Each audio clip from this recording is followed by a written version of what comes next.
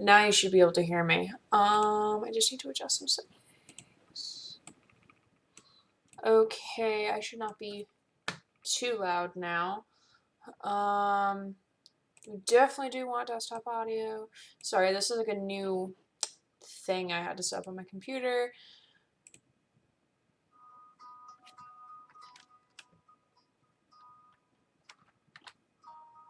Have some nice acoustic musics.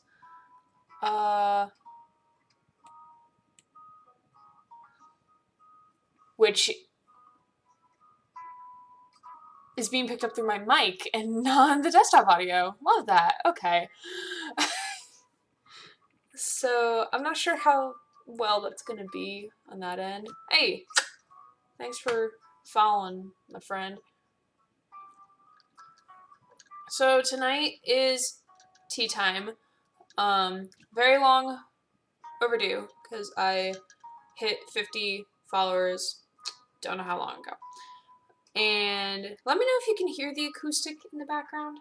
If not, I'm just gonna still listen to it. So I'm not like not listening to anything because you guys get to listen to my voice. But tonight is tea time. I have actual tea, or a version of tea where it's mixed with lemonade because I'm really craving Starbucks. Sound is good? Love that. Amazing. All right. So yeah, I just brewed some green tea mixed with lemonade. So tonight, in celebration, I'm gonna go through some stuff.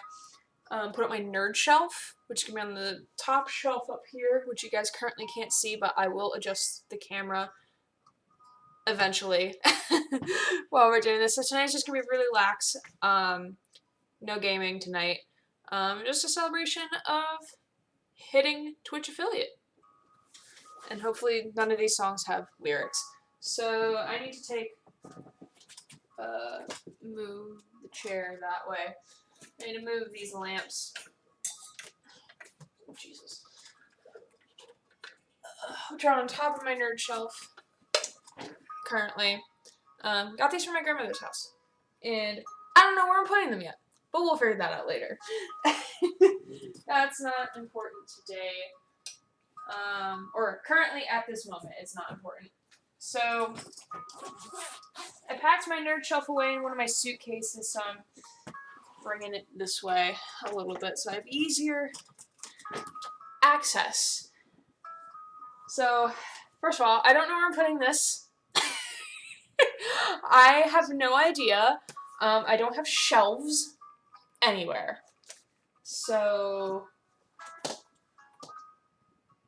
I don't even know if this can go on here. Can I slide it in some, maybe?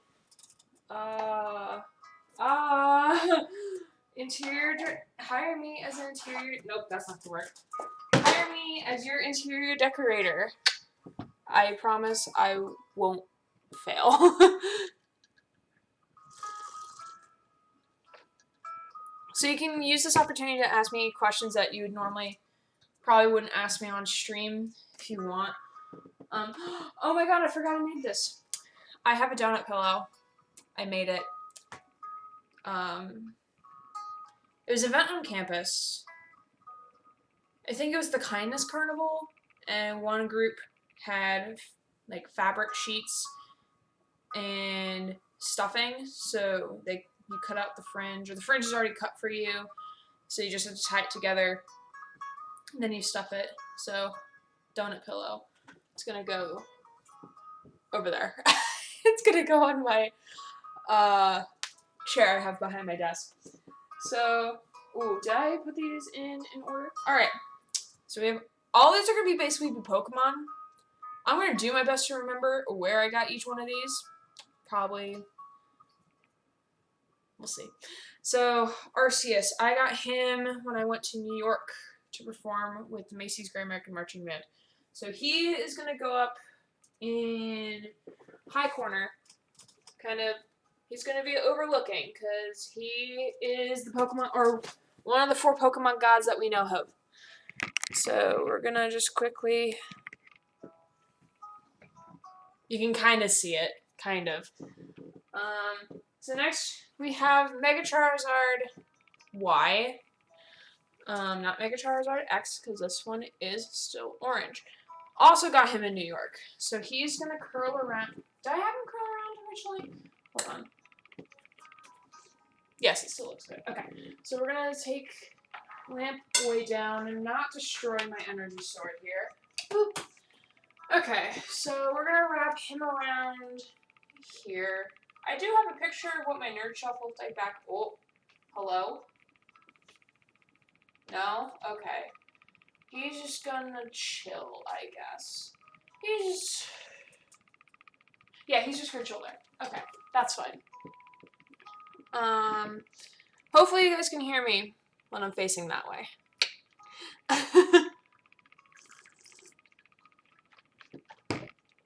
Alright, so next we have Sudowoodo. I don't remember. I think I got him at a Goodwill somewhere, probably. Very cute. And I originally had 2, like 1.5 nerd shelves. We're gonna try not doing that this time. So we're gonna put him over here next to Arceus. Love the god. Okay, thank you.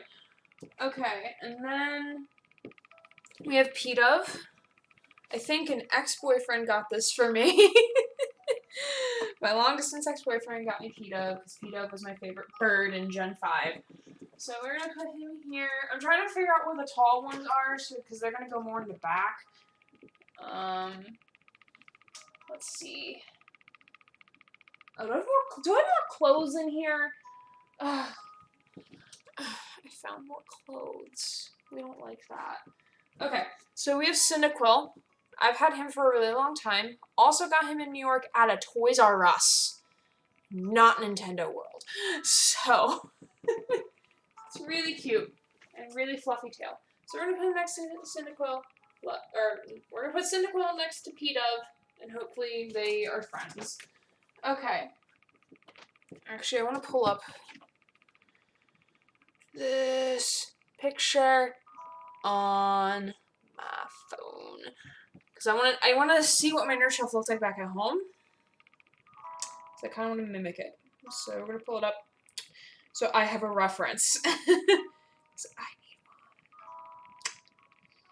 one. Where? Whomst?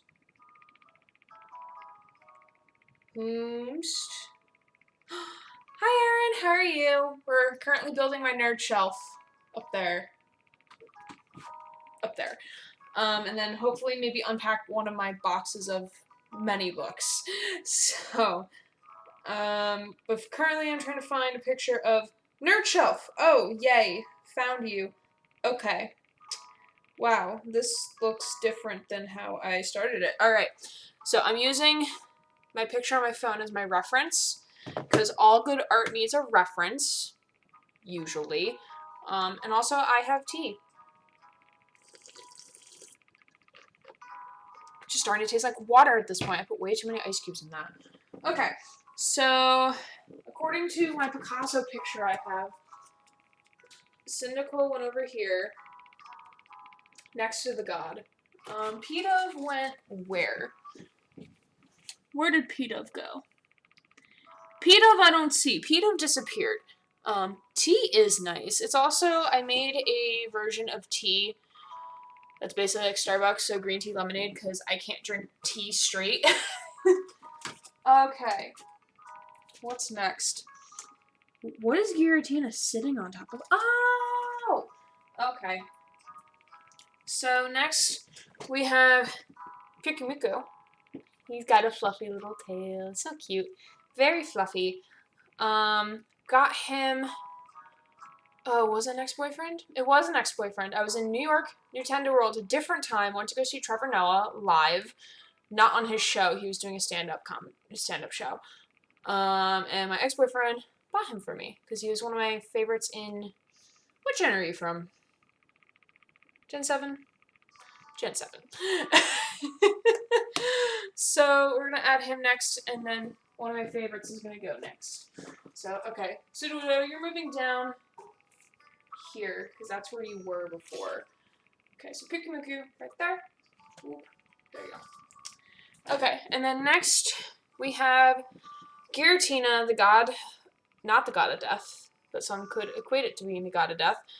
Another ex-boyfriend bought him for me, different one. My high school ex-boyfriend got him for me as a Christmas present because Giratina was originally what my channel was named after. Because I named my channel Underworld Guardian based off of Giratina because I wanted my channel to be named Giratina, but because of copyright, I didn't want to name it that, so I named it Underworld Guardian after this boy. Also, Origin Form is supreme. I wish they made plushies of Origin Form and not altered form with legs. We'll pause. Also, his wings flap, and it's really cute. So we're gonna put him on top of Kyokimiku. Boop. There. Good boy. Alright. Next. What are these laying on? I'm looking at my reference photo. What are you laying on top of? Are you laying on top of nothing? Okay. Where? Post? Okay. So next we have Scatterbug. Are you named Scatterbug? Pretty sure he's named. Wait, hold on. There's a tag. Because I'm lame and forget everything. Do you not have your name, sir? For ages 4 and plus. That's good to know. It float. Yes. Legless version probably can't stand very well. Just get one of those, like, hook things. For, like, if you have action or like action figures that are doing an in-air fight scene, you have like one of those hooks that attaches it to the base. Get one of those. And yes, that is a Scatterbug. Thank you for confirming. So we have Scatterbug. Also got him in New York when I was performing for Thanksgiving Day Parade. I bought a lot that one year. And then my mother got mad at me, respectively, because I spent over $200 on plushies. I cannot stay in chat today, but congrats on affiliate. I'll be back later, perhaps. Okay, thank you, Chenson. Thanks for stopping by. I appreciate it. You can always come back later, and I'll probably post a picture of Nerd Shelf when I'm done. So, alright. So, Scatterbug is going here. I guess. Yeah, okay. Next we have, Next we have Zorua. I also think I got you. Did I get you at Nintendo? I did get him at Nintendo World. Yes. Actually, the funny story about the Giratina, I originally was going to buy him at Nintendo World. Like, that was the one plushie I was going to buy. And then he was not there. Because I asked the guy, do you guys still have Giratina? And they're like, no. He came out of the store a couple days ago. And I'm like, sadness. And then my ex got him for me for Christmas. So, Zorua. It's gonna go next to Scatterbug. Right here. Cool. We're gonna take a tea break. Hopefully it does not leave a mark on my not desk. This tastes a lot like water now. I don't like that. But, I say not desk because I'm currently using a plastic table for my computers. Computers being my main monitor and my laptop. Because my actual desk is not ready because they're doing like professional finishing on it and a glass top, which is going to be cool, but it's not here yet. It's not finished, unfortunately. But anyway, next guy. Ooh. I believe this is Chespin. Yes, it's Chespin. Forget where I get you. Probably Nintendo World. So he's also going to go, I'm going to move PETA because I don't know where I'm putting him yet, or in relation to my Picasso. Ooh, don't run over my desk, please, chair. Where did I put PETA? Is PETA? Oh, PETA's hiding in the back. PETA is hiding. He's going to hide, like, right here. Cool, he stays. Okay, and then the next guy is gonna be Our favorite number one, Bulbasaur. Probably Nintendo World. I'm starting to forget a couple where they're from. No. The tag speaks differently. GameStop. Don't remember how, why, whomst. There's a possibility it's an ex-boyfriend. Don't know. But Bulbasaur. So he's gonna go in front of PETA in this little nook we got right here. Come on. Come on. Love each other. It's okay. Okay.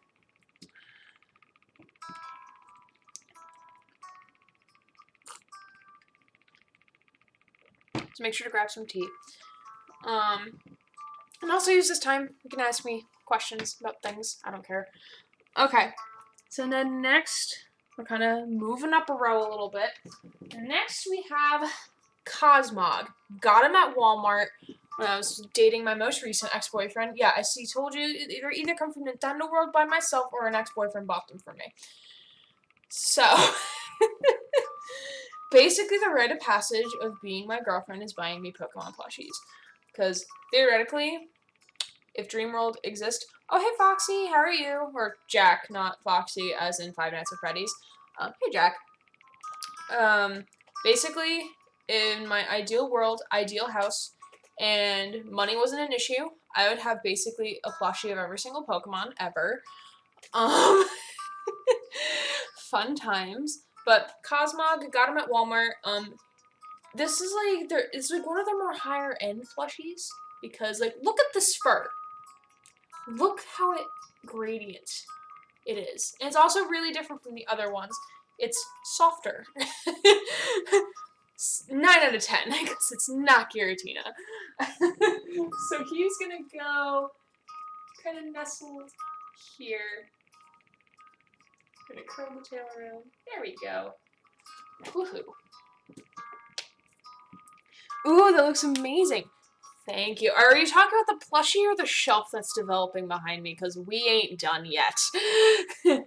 We're a little over half right now. A little over half. In terms of plushies. Then I have to put like 5,000 books in this bookshelf. Okay, what's next? Okay, so next we have Clauncher. Nintendo World. I bought him. Yes, specifically the plushie. Ah, yes. Cosmog is really cute. I really liked him I used Clawitzer in, oh goodness, Gen 6. It was Gen 6. Also, my ex and I would call this the jack-off crab. Haha. Innuendo is funny. Haha.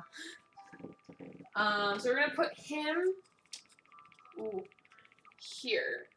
Sorry, Chespin, you're gonna get a little stuffed. That's what she said. So this is what happens when I watch The Office all day. Michael's jokes, and then on top of donuts, innuendos. It's a bad combination. I bought an ice tray that makes like long ice cubes. It's kind of cool. Anyway, next we have not a Pokemon plushie, Enderman. Now that's Clauncher. Clawitzer is still lifting.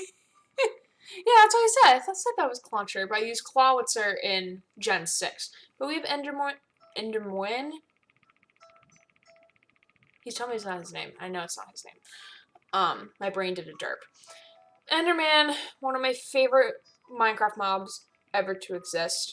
Even though, because he gives you blocks. It's the cutest thing ever. Who does not like that? Except for when you look him at the eyes. Like, yes. But when you're on Peaceful, it's really cute. Okay, because that's all I play on Peaceful. Anyway, so we're going to put him kind of like up here. He's sitting on his throne of Bulbasaur. I'm trying to drink my tea before it turns into just water.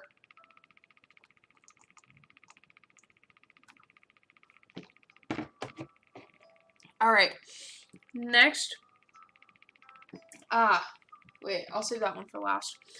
Where are these other ones that I don't see? Okay.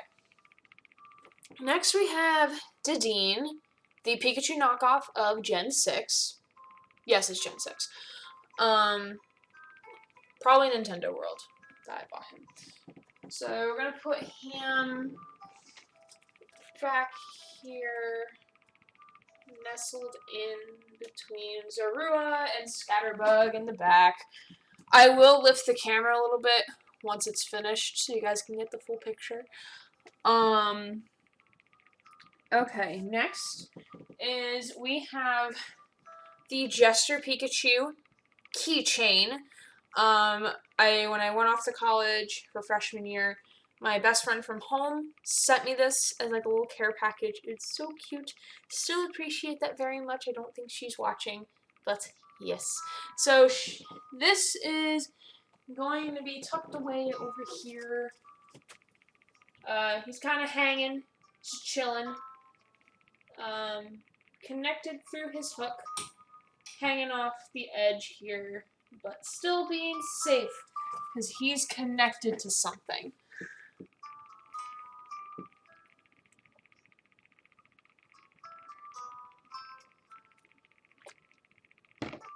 All right. Next we have something not related to a fandom. A little Chinese cat. I got him at Epcot in junior year of high school when we did our usual band trip.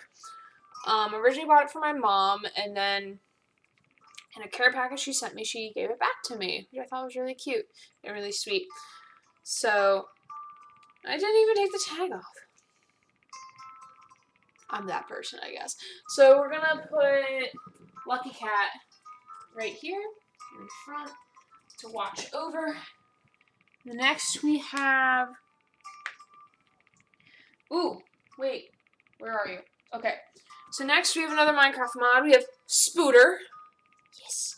Also, I don't understand the eyes. Aren't the eyes supposed to be the red dots? Not the... Like, I know it's supposed to be these, but, like, shouldn't it be the red dots? Shouldn't it be? So, like, I've always had him upside down, even though technically it should be this way, but I always have him this way. Because it's my personal preference. It's my shelf. So, I won a contest online. It's probably some Chinese knockoff, but it's okay, I guess. Or I think it was a knockoff? Maybe not. But I won him for free, got shipped to my, university, and now I have him. Yay. So we're gonna put him... Oh, wait. Yeah, we're gonna put him right here. Boom. Kind of front there. Next, we have... Ooh, okay. So I can make some room. Ooh. Next, we have one of my favorite. Whoever made that Spooter did it upside down. Upside down is the way it's supposed to be. Yeah, that's what I think. That's what logically makes sense to me. Woo! Thanks, Mary. Cheers to Mary.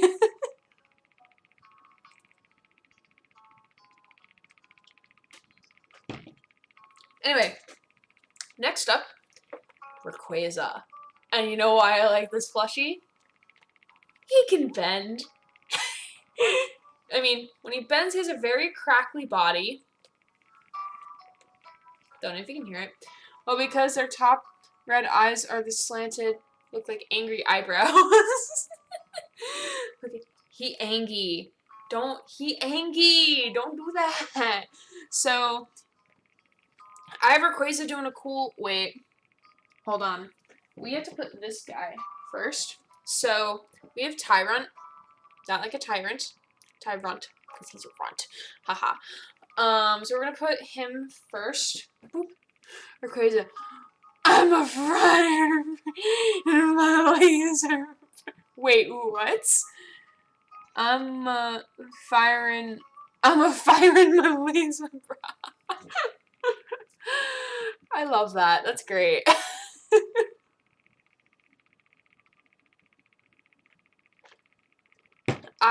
My favorite version of Rayquaza is Mega Rayquaza Shiny. Because he's black. And it looks really good. I don't understand why some shinies look amazing. So, like, you have Rayquaza, who's, like, goes from green to black. And then you have, like, Pikachu just come to a slightly yellower yellow. Again, I don't know how,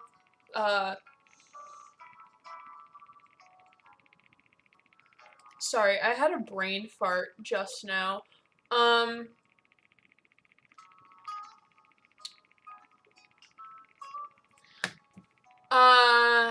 Kyogre's fucking magenta. Yeah, why?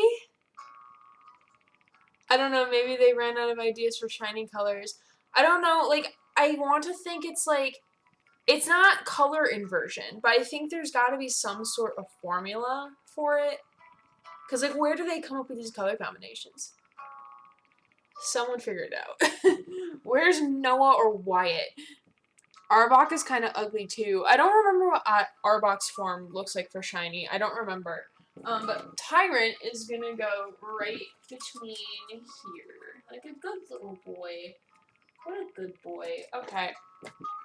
Then we're gonna shove probably a randomizer. Maybe. That would be kind of sad if it was a randomizer, though. Okay, so Rayquaza is gonna snake around the outer thing we got going on here. I'm trying to think about where he would look good. Where he can easily snake. He wants to bite. No. Don't bite anything. Just snake. Snake.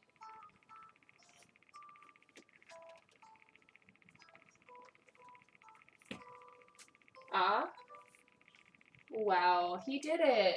Amazing. He's just gonna chill. Woohoo. Pikachu's still holding on to dear life over here.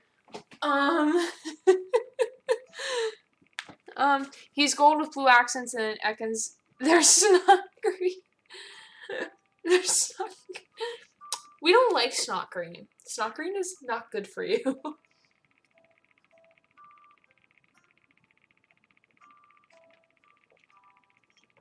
My tea's good. Alright, next. Where the frick did... Oh, I put them on the other shelf. Okay. I have room. So, exactly. Okay, so we're gonna put... So we're gonna put... This is also one of my other favorites for plushie-wise. Mimikyu. Because he's super soft, like, in both, like, plushie-wise and, like, material-wise. Pretty sure I got him from Walmart. He's super, super soft, super cute, really tragic backstory, kind of. He dresses like Pikachu in order to be liked. It's really depressing. Thanks, Gen 6, for this. So we're gonna put him... Oh, goodness. Oh, goodness gracious.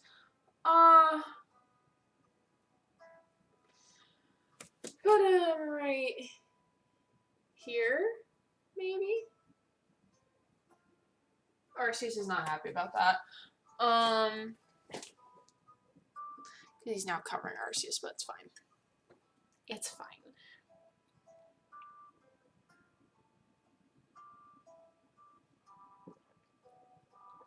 Tea is good.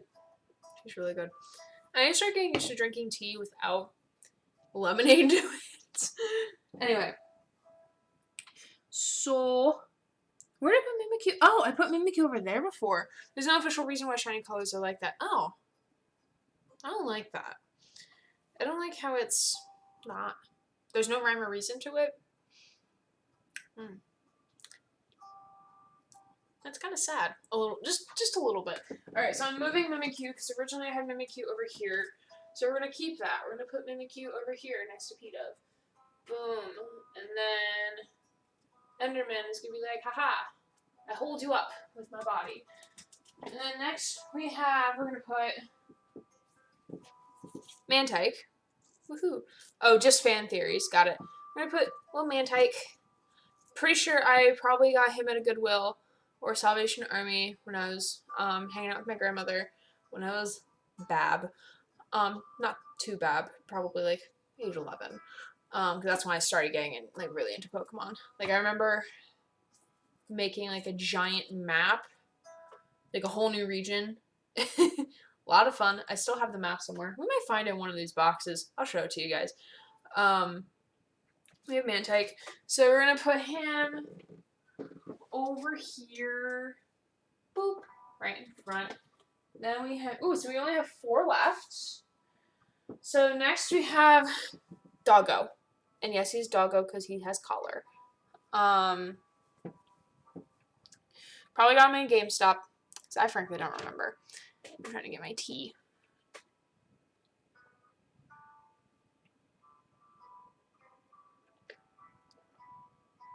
That was the weirdest way I've picked up a cup. But yeah, this boy, probably gonna put him on the second shelf for the sake of I'm running out of space. Yeah, I'll keep it that way. Okay, down to 3. So next we have Springtrap from Five Nights at Freddy's, or Plush Trap. Plush Trap is the best from Five Nights at Freddy's. I don't play the games, I just follow the lore. Because it's funny seeing MatPat trying to put together all the lore, and it's so funny and ridiculous. And I aspire to be like that, but with, like, less confusion. Plush Trap is pretty cool. Yeah, Plush Trap is pretty cool. That's why I got him as a plush. Got him GameStop. Yeah, he's pretty cool. I like how he has, like, 1 1/3 ears. Standard.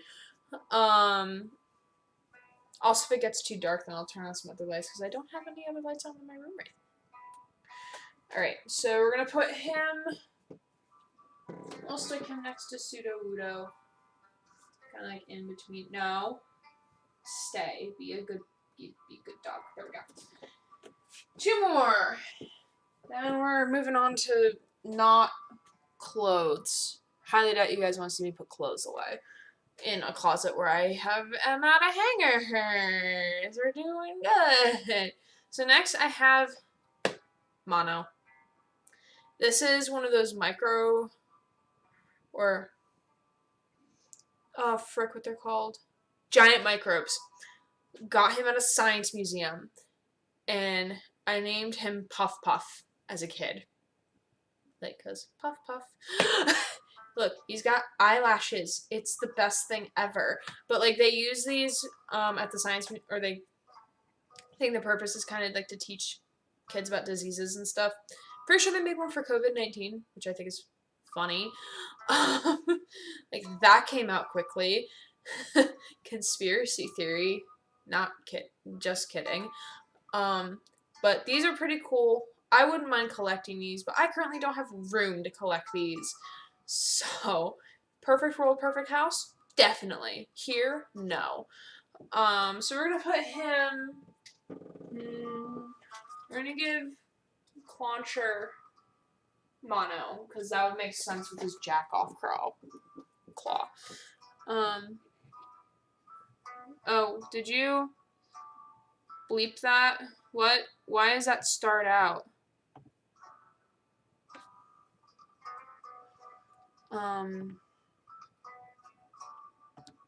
think Geek had some plushies like that a few years ago. Oh, interesting. Because I kind of follow, like, their main thing on Facebook. So, like, I see, like, the stuff they have coming out and whatnot. I know they made one for coronavirus, and they have, like, other ones, like the flu, or, like swine flu and the different variations, probably. And just, like, general different diseases. I think they have one for, like, HIV, chlamydia, probably. I don't know why I'm thinking STDs, but that's the only thing I think of right now. They have things for, like, different bacteria and, like, viruses and stuff, which I think is really cool. A little bit nerdy. Sorry that you see the reflection of the screen in my glasses, because it's slowly getting dark outside.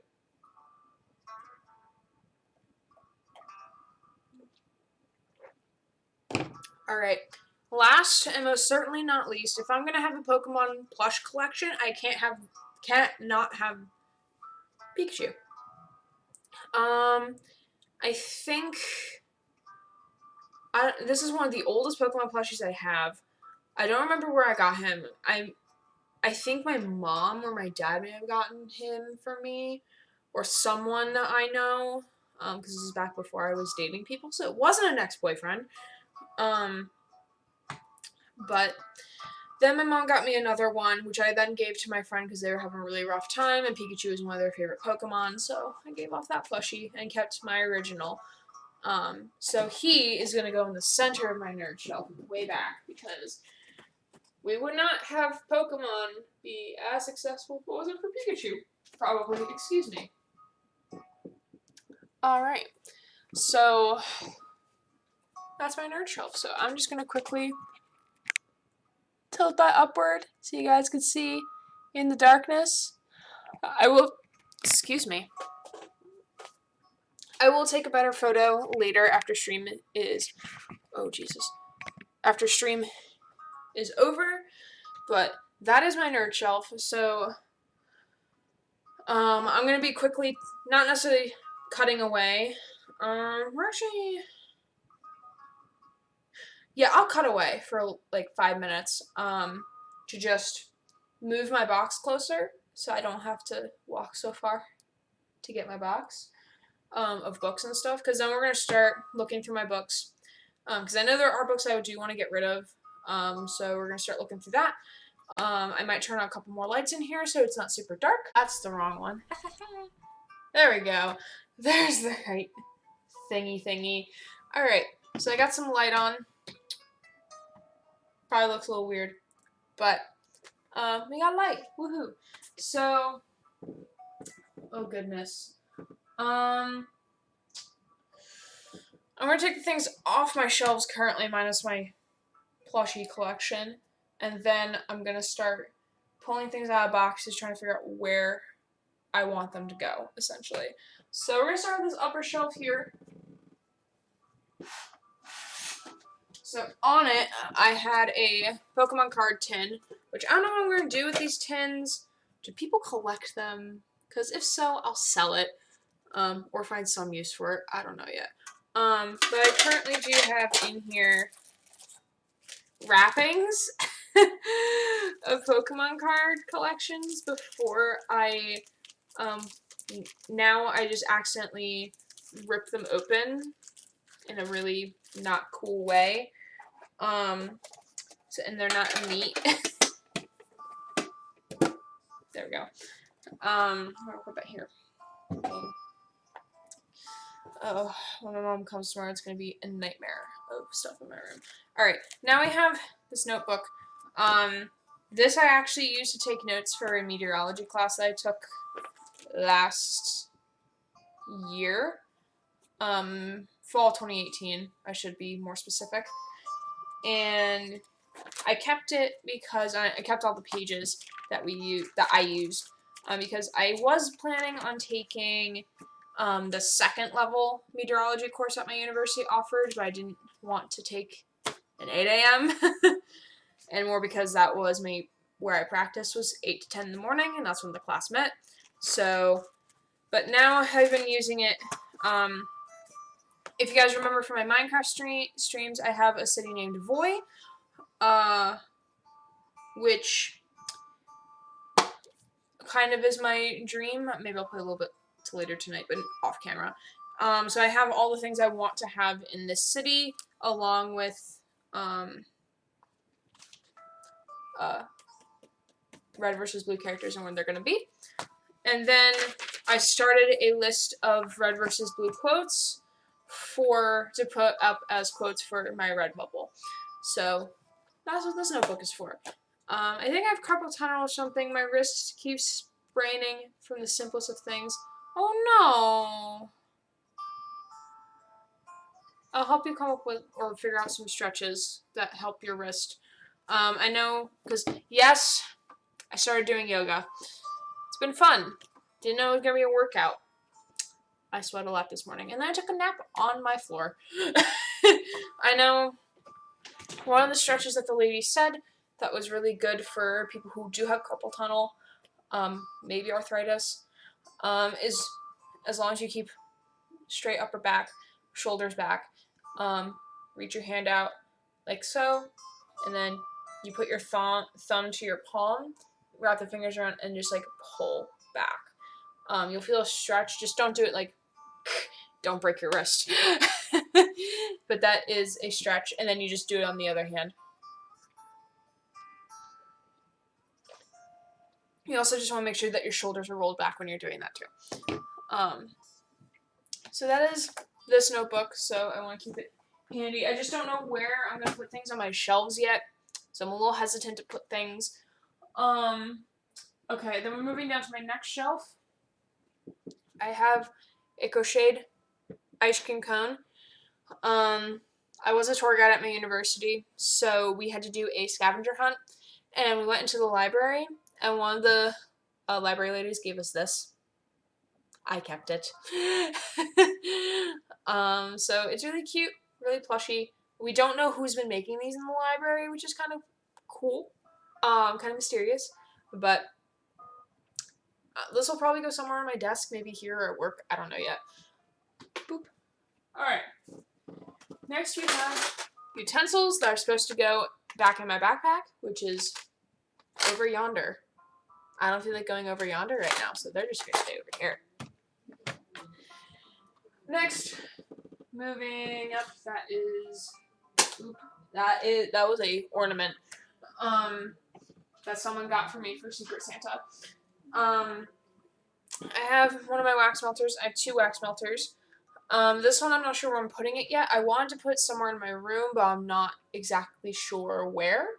So we're going to figure that out. Or I am going to figure that out at some point. I might connect it over to next to my bed, because I do have a USB thing over there. So I might connect it over there, because I do have one out in the dining room area, but I don't have one in here, and I wanted one in either one. I have the nicer one out in my dining room. So that's how I'm going to put that. So thanks for letting me talk about where I'm going to put things in my apartment. Doing cool things. Alright. Next up, Switch controller, or a docking thing for the Joy-Cons. Don't know where I'm putting my Switch yet, so I don't know where I'm putting these. I do need a carrying case for my Switch. So, yes. Anyway, moving on. This I wanted to do on stream. So, this are my Halo figures. So, we're going to move my 3DS out of the way. We're also going to move my headphones out of the way, or my cord headphones for my phone. So I can put my guys here. So I got these because big fan of Red vs. Blue, so I got the colored set. It was $80.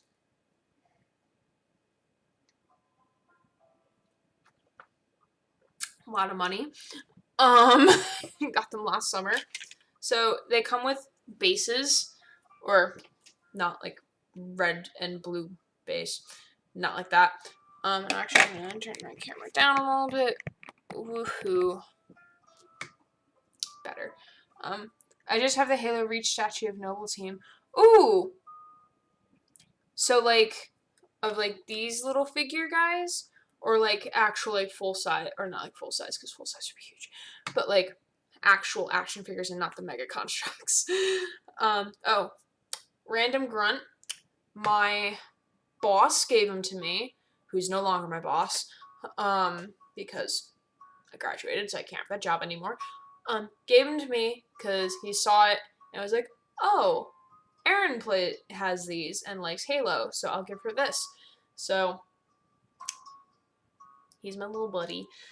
I'll probably bring him to work with me, but I had to put this base together first, so we're gonna do that, and then I'll show you each one of the Red vs. Blue characters, or what I think they could be. Yeah, we're having a fun time. Yeah, like 6 inches tall or something like that, maybe even a bit bigger. Damn, that thing cost me 150 plus tax. Came with the Halsey diary too. Ooh, that actually sounds pretty cool. So I'm pretty sure I put this together wrong originally. So we're gonna look at how to put it together. Woohoo, if they have a picture for it in the directions. They do. Because these are directions. That's what they're for. Erin is learning things tonight, guys. Alright, so I have to find right. Okay, so boop. It details the mind of Dr. Halsey before, during, and after the Spartan 2 program. That is really cool. I would actually be interested in reading that. I can give you my address and you can send it to me. Okay, so we're gonna attach, wait. So these attach like so. Boom. So big guy goes to little guy. Boop. Boop. Like so.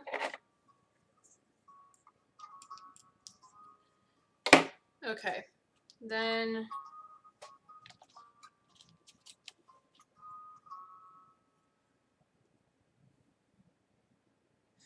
okay, I just had to make sure I'm doing this correctly because the times I did it before I did not do it correctly.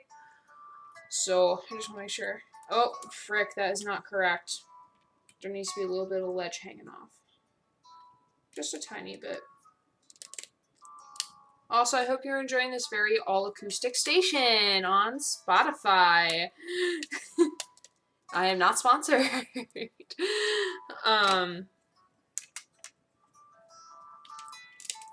I thought this would be much better than piano because piano could be very wide in terms of tones. So, yeah. And I always found acoustic music to be calming in a way. Again, personal preference. But I thought it would be nice background music and not something like, oh, let's say, did I do this right?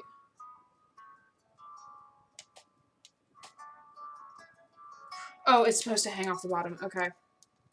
Doi. I'm learning how to read directions tonight. So we have 1/2 of our base. Now we're going to add the other half.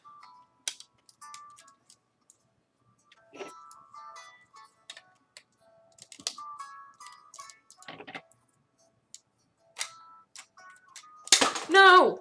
Come back! Don't do this to me! The little thing fell off. So we're going to reattach. Boom! No! Fell off again. My neighbors are probably thinking, like, what is she doing? Why is she screaming? It's like, I just shout when something happens. This is what I do. Sorry. Sorry. Oh, the base almost fell off my lap. We're doing well. Doing really well. Alright, so we have our base. I have to find my 4th one of this. Somewhere in here. Because I have, like, each little thing. Why is this not in place?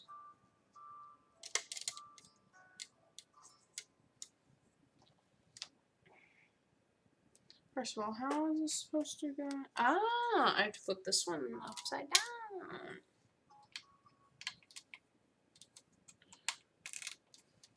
For the record, I do have an acoustic playlist on my Spotify, but, like, some of the songs have words, and, like, this is not a time to be having words because I'm speaking. So, I'm trying to dig for my other pieces, but I'll probably find them as we're doing things.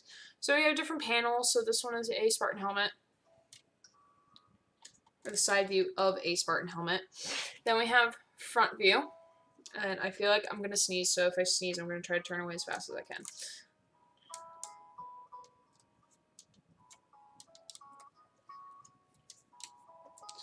I'm thinking this is probably going to end up going on my desk here once I have my desk. So this is what we have currently. Woo. Alright, so I could put directions away. Not needed anymore. So I'm going to put that right there. That is crooked, which is not okay. So directions are just going on top of my router for right now.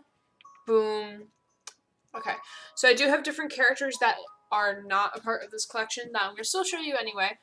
Because they're cool. Just like anything else, they're cool.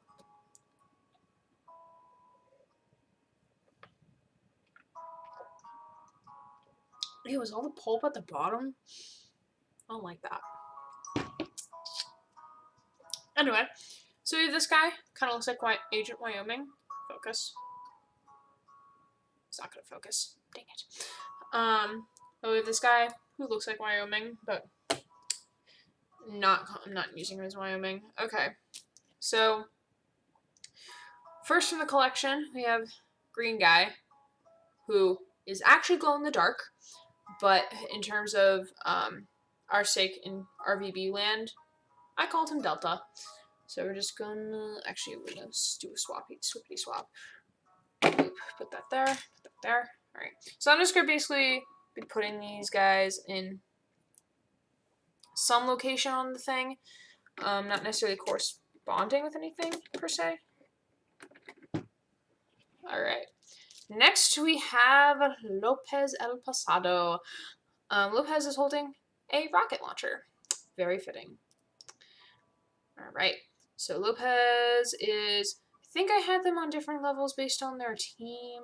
So I'm going to put, red team's going to go on the second from the top. Because blue team for life. Also wearing blue shirt. Blue team is best team in my opinion. If you don't agree, you can argue with me, and I will argue back. Red team will only be cool if Locust joins red team. Then, even playing field.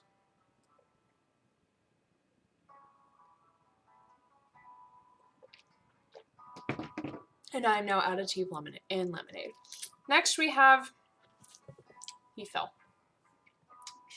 We have Gray Guy, because he's gray. We just need Locust back. We need Locust back all the time. He just needs to be the main character forever. Because Felix cannot, unless if they do flashbacks. But anyway, so I might get some craft paint and make him Washington, because all it would take would be just a yellow stripe across the helmet and 2 stripes on the side pieces. But I call him Wash, even though he's not fully Wash, because he doesn't have distinctive street markings. This character is not from the set. Ooh. Oh boy, he fall apart. Why you fall apart? No, you're supposed to... What? No. My Elite died. I think it's Elite, I don't know. I've only played Halo Reach and CE. That's because you're not totally pressed down. Okay. Oh, you just like to not snap into place. Alright, that's fine. You do you. So we have this guy, once I get him on his stand, and his body keeps falling off. Yay. Are you not in place, good sir? I'm pretty sure this is not in place. Why am I doing this to my life? I don't know. I can't tell you. I'm pretty sure it's supposed to snap into place, which is not snapping into place. I don't know what's wrong. Did it twist? Is it not correct? No, it should be correct. Alright, I'll deal with Broken Boy later. Pretty sure I have another one of the same figure, so it doesn't matter. Alright, next we have... Agent Carolina. Did not come in the set.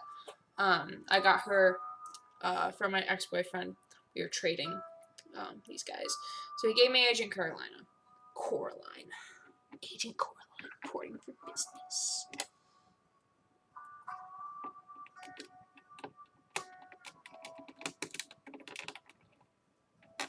I need more of the Chronicles of Agent Carolina and their band.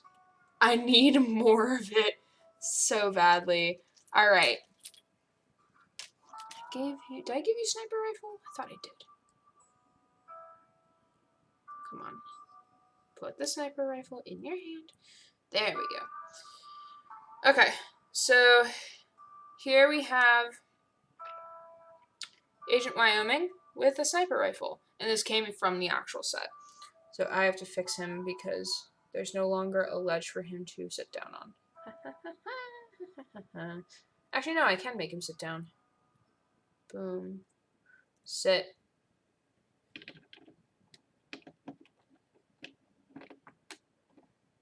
Now, hold the sniper rifle in your hand. There we go. Cool. And I'll send a picture, probably post on Instagram, of what this looks like at the very end. Alright, next we have, I don't know if this is Texas, this little translucent Halo figure, also from the same set. And I call it Agent Texas because it's black. And Agent Texas is black in terms of armor color.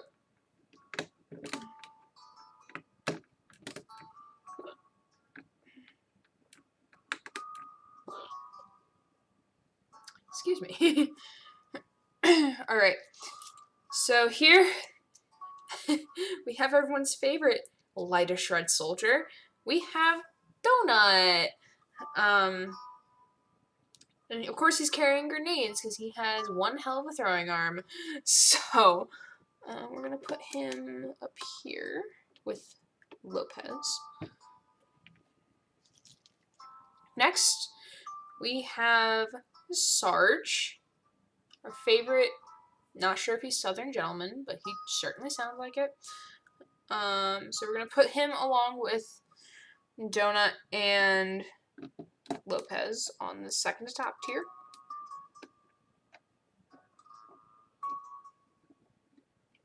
There we go. Now we have... Why are you missing a weapon? Where's your weapon? There it is. I gave Griff a flamethrower, even though it's a flamethrower and not the brute shot or the Griff shot, because it kind of looks like one. So we have Griff. I'm gonna put Griff over here. Boom. There we go. Okay, then we have, let's get some blue team. Here we have favorite sword boy, Tucker, with an energy sword.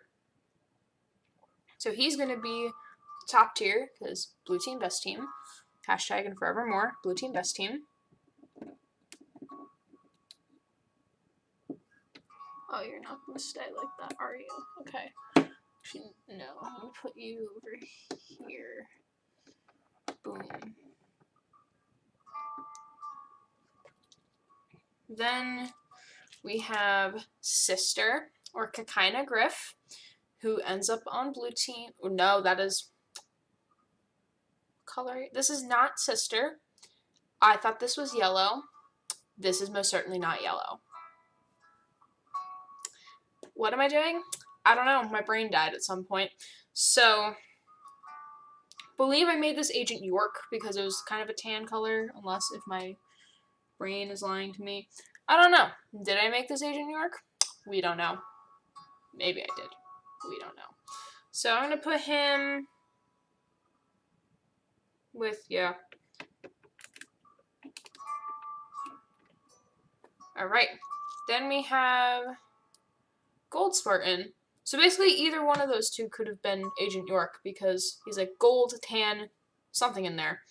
So... yes. So, I'm going to put him also Spartan level, or not, they're all technically Spartan figures. Wash fell.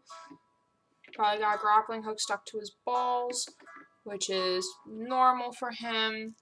And then we have Caboose, who's also translucent. Or is that Caboose?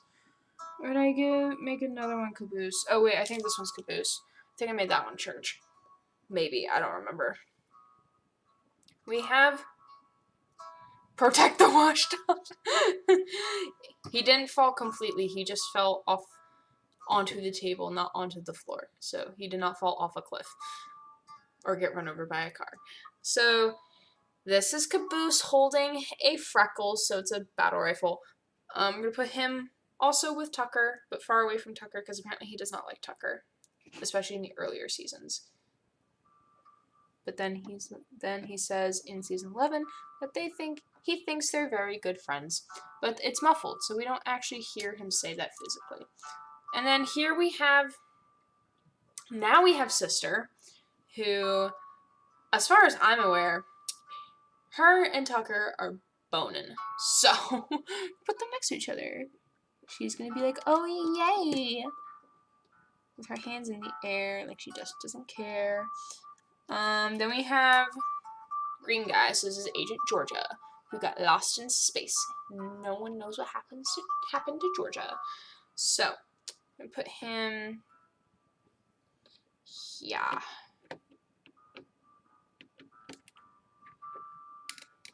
I think it would be fun to do, like, do little scenes with my guys at some point. I know last summer I took pictures of Griff trying to eat a whole thing of pretzels from the Philly pretzel factory along with the icing, but he just wanted the icing though. He didn't really care for the pretzels. He just wanted the icing. Then took a before and after, so like he ate all the icing and was just like pigging out on the table. It's really funny. Okay, and then that is not. I'm trying to find all the ones that go in the set first. So here we have our residential half cyborg, half human Simmons, who's carrying a plasma pistol and a plasma rifle. Go get him, boy. So we're gonna put him next to Sarge because he is kissing Sarge's ass as per usual. Do I have Olive Red Team?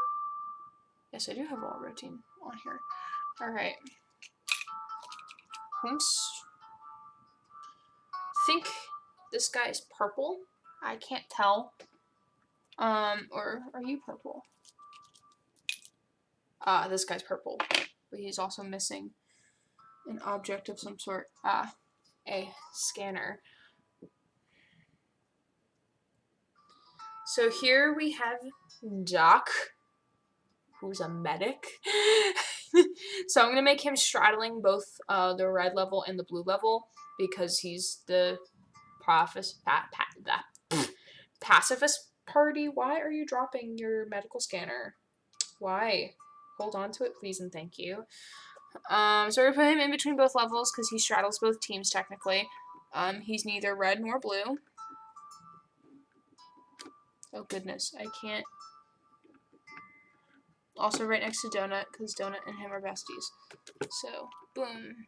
He's kind of onto the thing. It's fine. This guy came with the pack. Who I guess is Master Chief.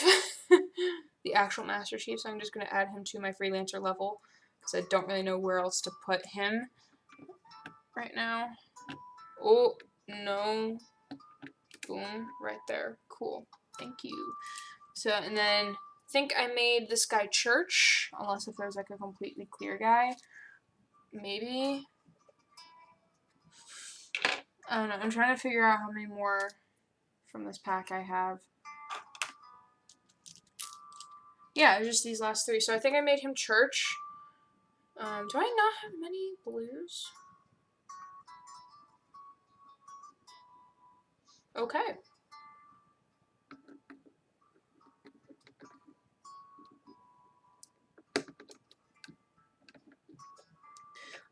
And then we have Dark Blue Guy. I don't know what he is. Maybe he will be a new character in Season 18. We don't know. Whenever Season 18 drops at this point.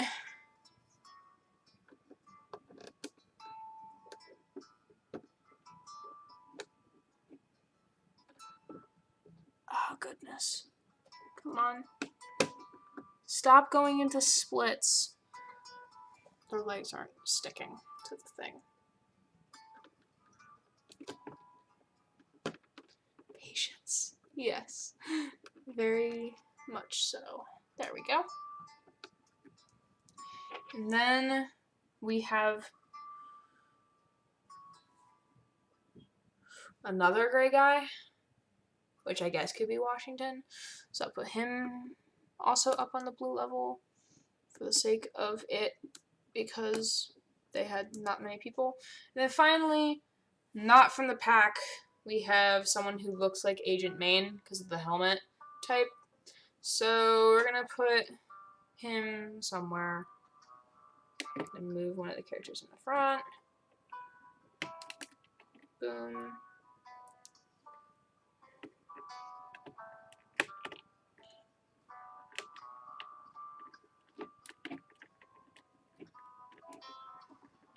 I think that's it for characters that are canon, or came in the pack, I should say. Let me keep my little dude out. And I'll briefly show you. I think that's supposed to be the flamer guy from Halo Wars. Probably is. Probably.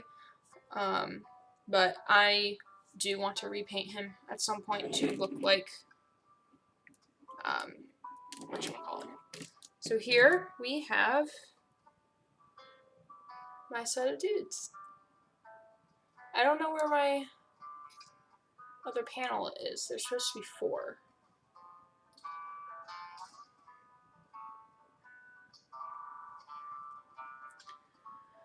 I wanted to put them on my desk. I might just keep them here for now, and then after I'm done streaming, then I'll move them. But where is the other panel? Oh, here's the other panel. And then here we go. Ta-da! I might have to move. Yeah, I'm going to move Agent Maine. Oopsies. And the last panel looks like this.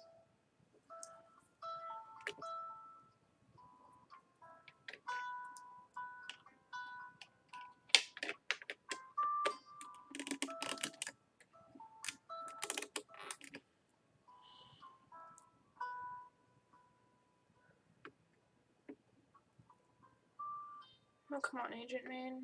You can do it. There we go. Cool. So I do have extra guys, but they're just like from random packs I got and whatnot. So I put those down there. Cool. So we made my little display. Woohoo. Alright. So let's continue.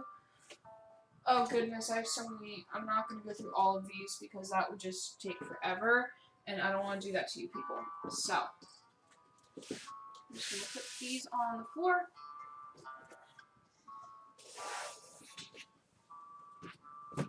Alright.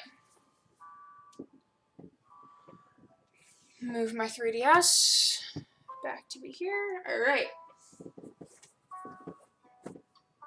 Alright, so pretty sure the second to top shelf, so where I have like those dudes, I want to make probably for notebooks. Probably the lower I go, heavier books. Think this shelf will be like for generic reading books, so like for leisure and stuff. So I do have 2 sitting in front of me. So we have Everyone is an Alien 2. Everyone's an Alien when you're an Alien 2 by Johnny Sun. Bought this. Haven't read it yet, but it is really cute, and I can't wait to read it. Then I have the Science Fiction Hall of Fame, which is a book I read for my science fiction literature class, or we read some of them, not because it's a book of short stories, ranging from 1929 to 1964, and it's the greatest science fiction stories of all time, chosen by members of the Science Fiction Writers of America. So there's 26 stories in this book. Had to read some for my class. So I kept the book because some of the stories were indeed interesting, and I do want to read the other ones when I get a chance. So these are gonna go I said this shelf was going to be it, so we're going to put them there. Bigger books will go towards the wall, smaller books will go out towards the room. So next, notebook. But I turned this into a journal because growing up I've always had a fascination with, oh goodness, my nose is itchy.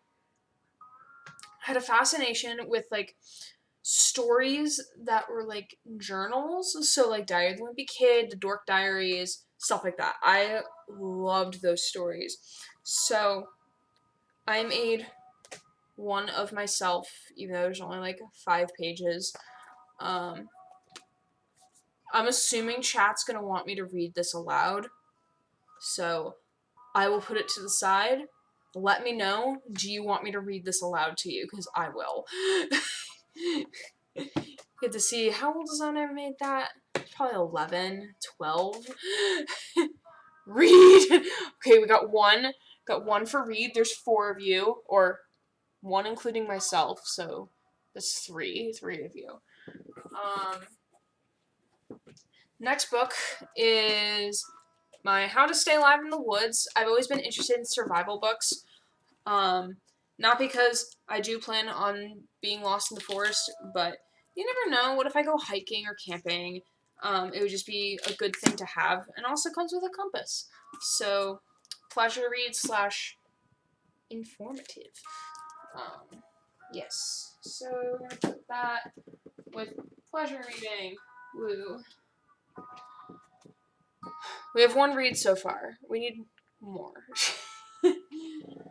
Alright.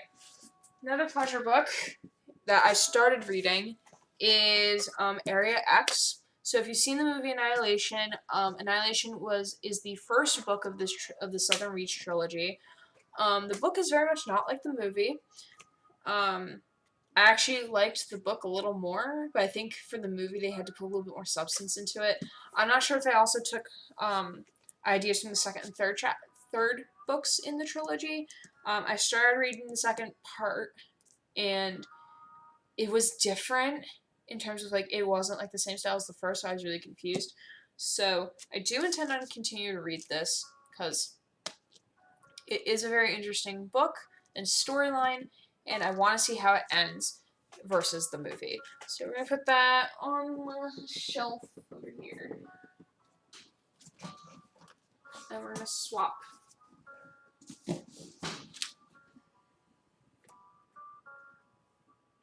Woo. So I told my one friend if I was going to do reading, that I would let him know.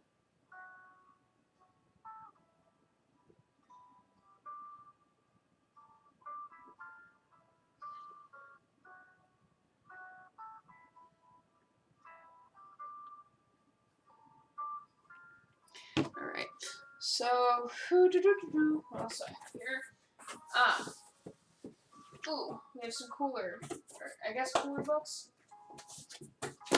Alright, so we have this book called Will Grayson, Will Grayson. I begged my mom for me to to give me this book. I don't remember what it was about. Oh, here's a synopsis. One cold night, in a most unlikely corner of Chicago, 2 strangers cross paths. 2 teens of the same name, running in 2 very different circles, suddenly find their lives going in new and unexpected directions, culminating in heroic turns of heart and the most epic musical ever to grace the high school stage. I might actually get rid of this book because it doesn't sound interesting to me anymore, so that's going to go in my pile over here. Because I do have textbooks I need to get rid of too. And then we have this book, A Clockwork Orange, which there's a movie on it. We briefly watched it in film music class, more so to get a sense of the music in relating to the tone of the scene we were looking at. But I was interested in reading the book, so we have the book. And then we have this series called Emily the Strange. It's also based off of that whole diary genre that I was talking about. Goes in a similar sense, but it's very different and unique. Oh, that's a very bad page to turn to because there's nothing there. It's very it's different than the other ones, I think, and I really, really like the series. I want to actually reread the series and see if there's any more books. Because I have the first two, and then I read this third and fourth one on a Kindle, which the formatting didn't turn out right, so it looked really bad. And then I have the unauthorized Star Trek Psychology, The Mental Frontier. I am a Trekkie, not a huge Trekkie, but I am a Trekkie. And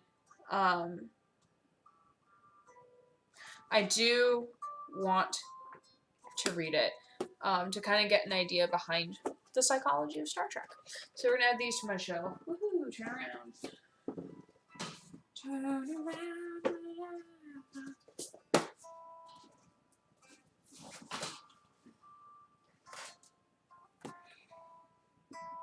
Alright, so I think my friend arrived that I told him about.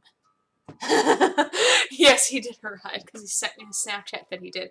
Alright, so this book with the title or the cover I made myself and glued or taped, glued. It is on there. Glued to this book or this journal, which I remember my aunt bought me the journal, from some store up in Boston or in the Boston area because that's where she lived. And I really liked it because it's a recycled journal, so like the pages are all made from like recycled paper and whatnot, which I think was really cool at the time. So the book is called The World of Me, The One Who's Never Seen, Book 1. So I fully intended to make more than one of these, but I only got like, how many pages did I get in?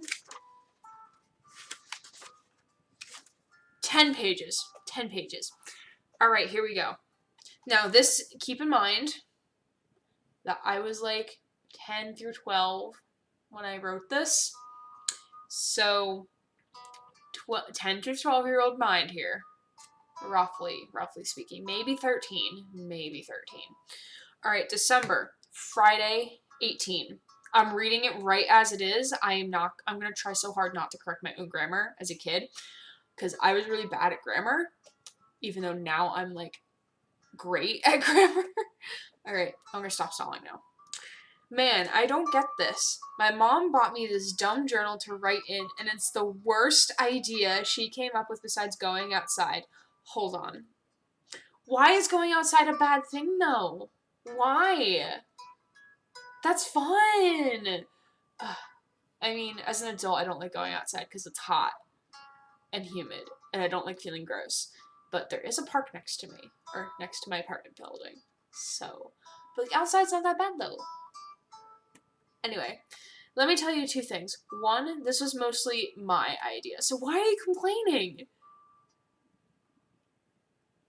Man, I hate the outdoors. I know you too, especially with your allergies. If I had really bad allergies, I would also hate the outdoors, but like, I don't suffer. There's people outside. There's people outside. That's why I don't want to go outside. I don't want to interact with anybody. So why am I complaining if it's mostly my idea? I think in the next sentence it'll clarify. We'll see. I asked for a journal for Christmas since my old one is falling apart, and guess what she did? At the end of the school year, my homeroom teacher has to grade this.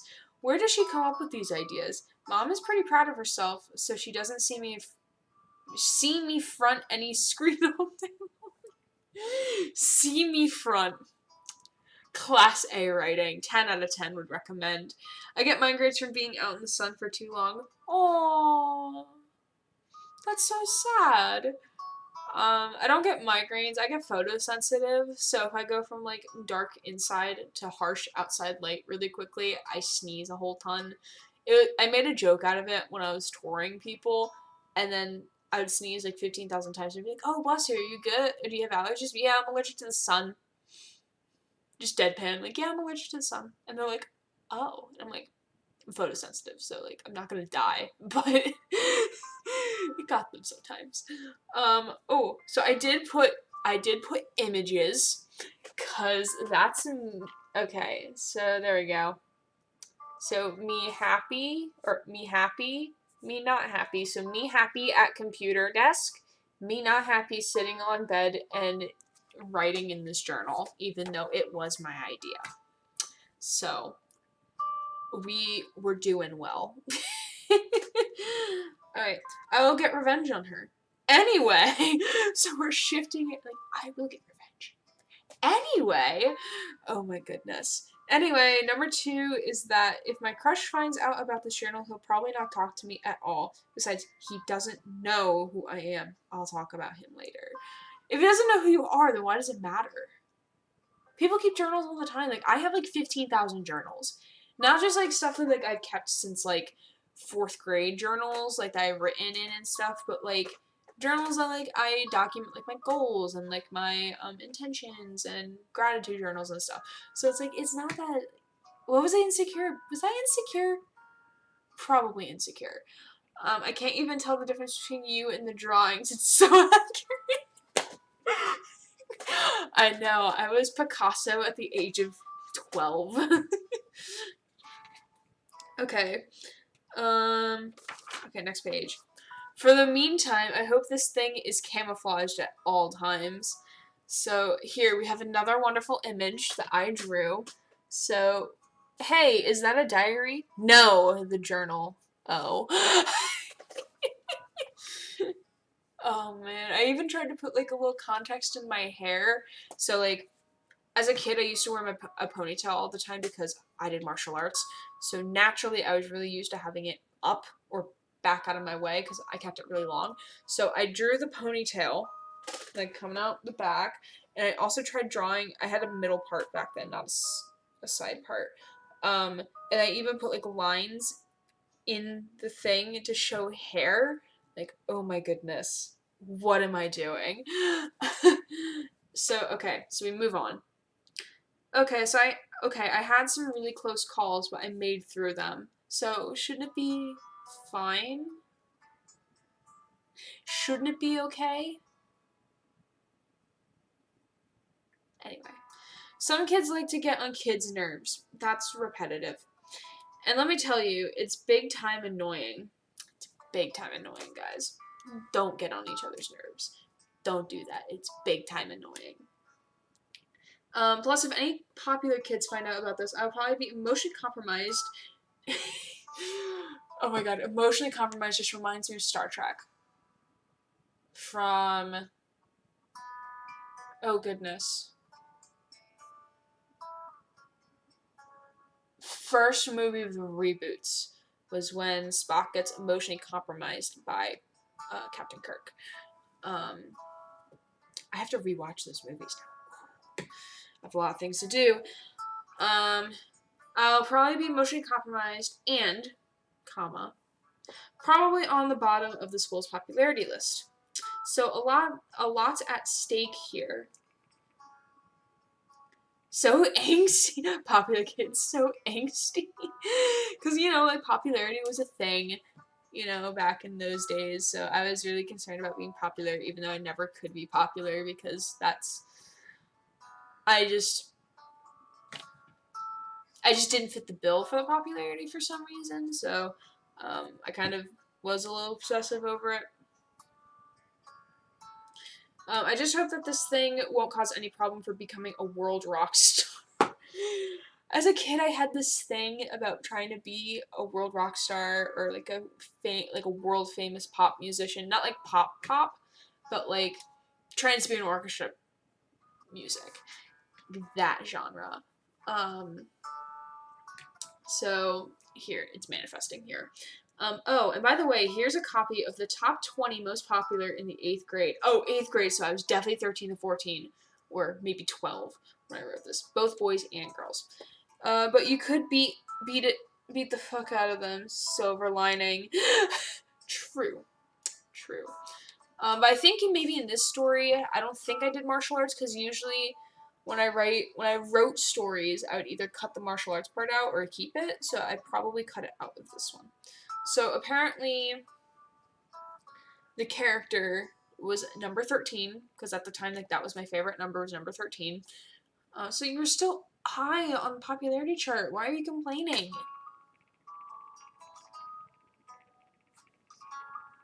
I don't know. Do you see what I deal with? I'm lucky to be on 13. Aha, lucky 13. Oh, whoa. Why, you ask? Well, let me give you a list of things people don't know about me and hope they will not know. List in not in a certain order. I read that verbatim. Just random secrets about me. Page 4. Number 1, my mom forces me to go to church every day too. I don't think church services happen every day. I mean, like, you could do, like, daily devotion, but, like, not, like, a full-blown church service.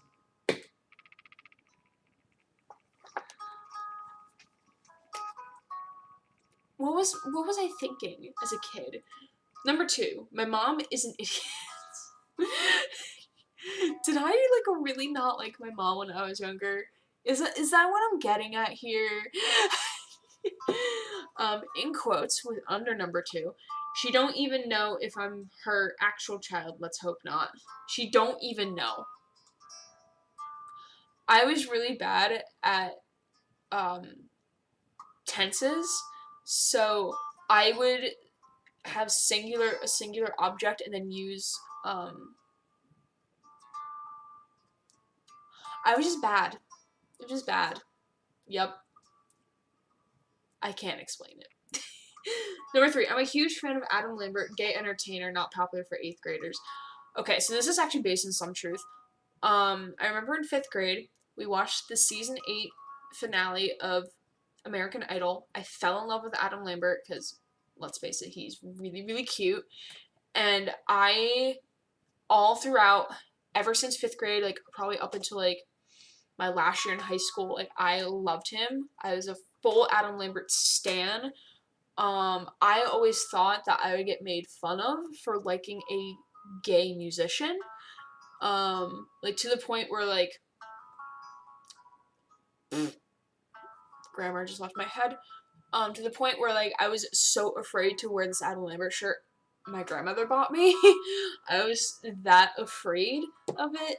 So, this is based in some truth, like, that is true from what was happening in my brain at the time. She don't even know Thug Life. Definitely. Alright, number 4. I have a best friend who's dumber than a stump. He calls me every 5 minutes to ask what 2 plus 2 is. I ask myself every day, how did he get to 7th grade? So that was based off of my friend, who I did martial arts with for a really long time. Excuse me. I don't, like, he's not actually dumb in real life, because he's pretty sure he's getting a degree in, like, some sort of engineering. So, like, he's not actually dumb, but, like, you need the dumb idiot comic relief in your story. So, I over-dramatized it. Number 5, I have a secret love for Pokemon. The only time I hear that word is when they are making fun of it. Also, equating to 8th grade, if you like nerdy things, you're not cool. So, can't express my love for Pokemon. Number 6, I have a kid living in my basement. I'll explain later.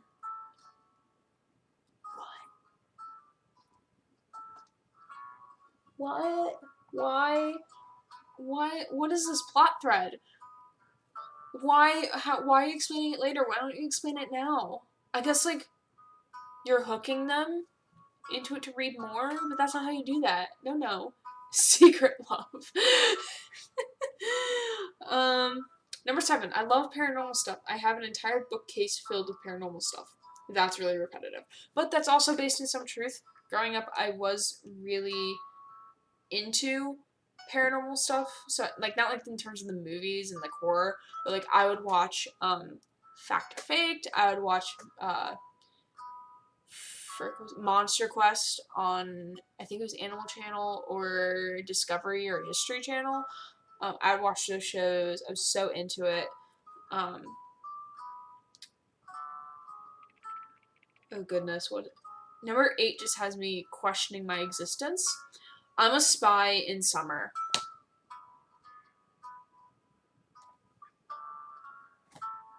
Don't know. I really don't know. Secret no more.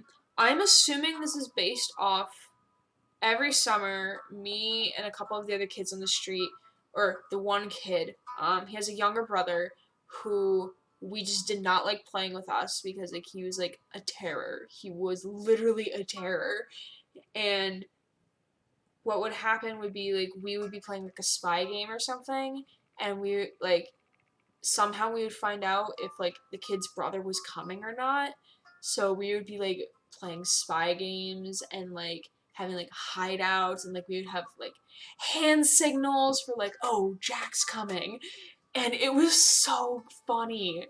It was so good. It was classic meme material. It was, like, I think that's what this is referring to, but I'm not sure. Number 9. My goal is to be famous. Watch me fail, friends. Just watch me. Oh, that's good. That is good. Oh, good job, young me. You did a good. You did a good. Just watch me fail, friends. Just watch me. Number 10. My mom knows nothing about what's in style. Well, at my school, of course. I think that's all parents. They never know what's hip. My mom, like, still in stores would be like, oh, this is cute. Or, like, she wouldn't know what my style is. Like, granted, I don't even know what my style is. But she'd be like, point out to, like, this floral dress thing. I don't wear dresses. I rarely wear floral, so no. And she'd be like, oh, this is cute. I'm like, yeah, that's cute. Just not on me. Alright, page 5. Well, to make things clear, let me explain my secret crush so you understand. You're not going to explain the kid in your basement? I think that's more pressing than your crush. Just saying. Well, his name is Adam Lambert. Yes, I know that's your secret crush. He's gay. He's not going to date you. Just saying. Yes, I know he's famous, but he's so handsome. He is really cute, though, not gonna lie. I just wish I was related to him. Hey, maybe I am. Oh, I think I was setting up the plotline because the mom doesn't know if they're related or if the character's her child, and possibility of Adam Lambert being her father, which is not true, which couldn't have been because, like, unless if he got someone pregnant when they were teens, logistically it doesn't work out. I wrote a book when I was in 7th grade. I regret everything I wrote. I don't regret it. It's funny for me to look back and be like, wow, I wrote this? What? I'll check tomorrow with Walter, the kid who lives in my basement. Walter is the character from Sathura, along with a kid named Danny, because I loved those movies. Even though they were probably technically a total ripoff of Jumanji. Still love the movie. So those are those two characters. Now there is one problem to this. My mom disapproves him for a few reasons. Well, besides him being gay, he says some of the really bad curse words. You know, the ones you hear and probably learn in the 6th grade. Yeah, those words. You're being really vague. Past me. You're being really vague. Just say the curse words. Logistically, I wouldn't have, because if my mom read this, I would be screwed at that age. Another thing, my mom doesn't think he's godly, or whatever the heck that means. Ooh, I said heck. Oh boy. No one called the police on me. I said heck. Wow. I was raunchy. I forgot to mention that at the AMAs he kissed a guy, it says guy, not gay, a guy dancer, and that just changed everything. Okay, so then I do like a before and after. So we have before AMAs. Me, Mom, can we go see Adam on tour? Mom, of course, Skylar. We'll see him when we go to Little Rock. It's Little Rock for martial arts. After AMAs, Mom, can we go see Adam sometime soon? No. Me. Why not? Mom, because he's more of an adult entertainer than children. He's more of an adult entertainer than children. I know what I'm trying to say. I'm like, oh, he's more of an adult entertainer than for children. One, I wasn't technically a child. I was like a teen, technically speaking. 2, improper grammar. Language! Thank you. I know, right? I was saying heck. And after that statement, this is what I felt like doing. Oh, we have another drawing. You just call me a child, and yes, I tried to draw a machine gun. What? What is happening? My goodness. Hello, mother. You know I'm 14? Technically a teen? Oh, so I was 14, or probably around 13, 14 when I wrote this, because I usually like to bump my age up 1 year when I'm writing a story usually, or at least back when I was a kid. Besides, and after that discussion, we never talked about him again. I still like him, and I just wish that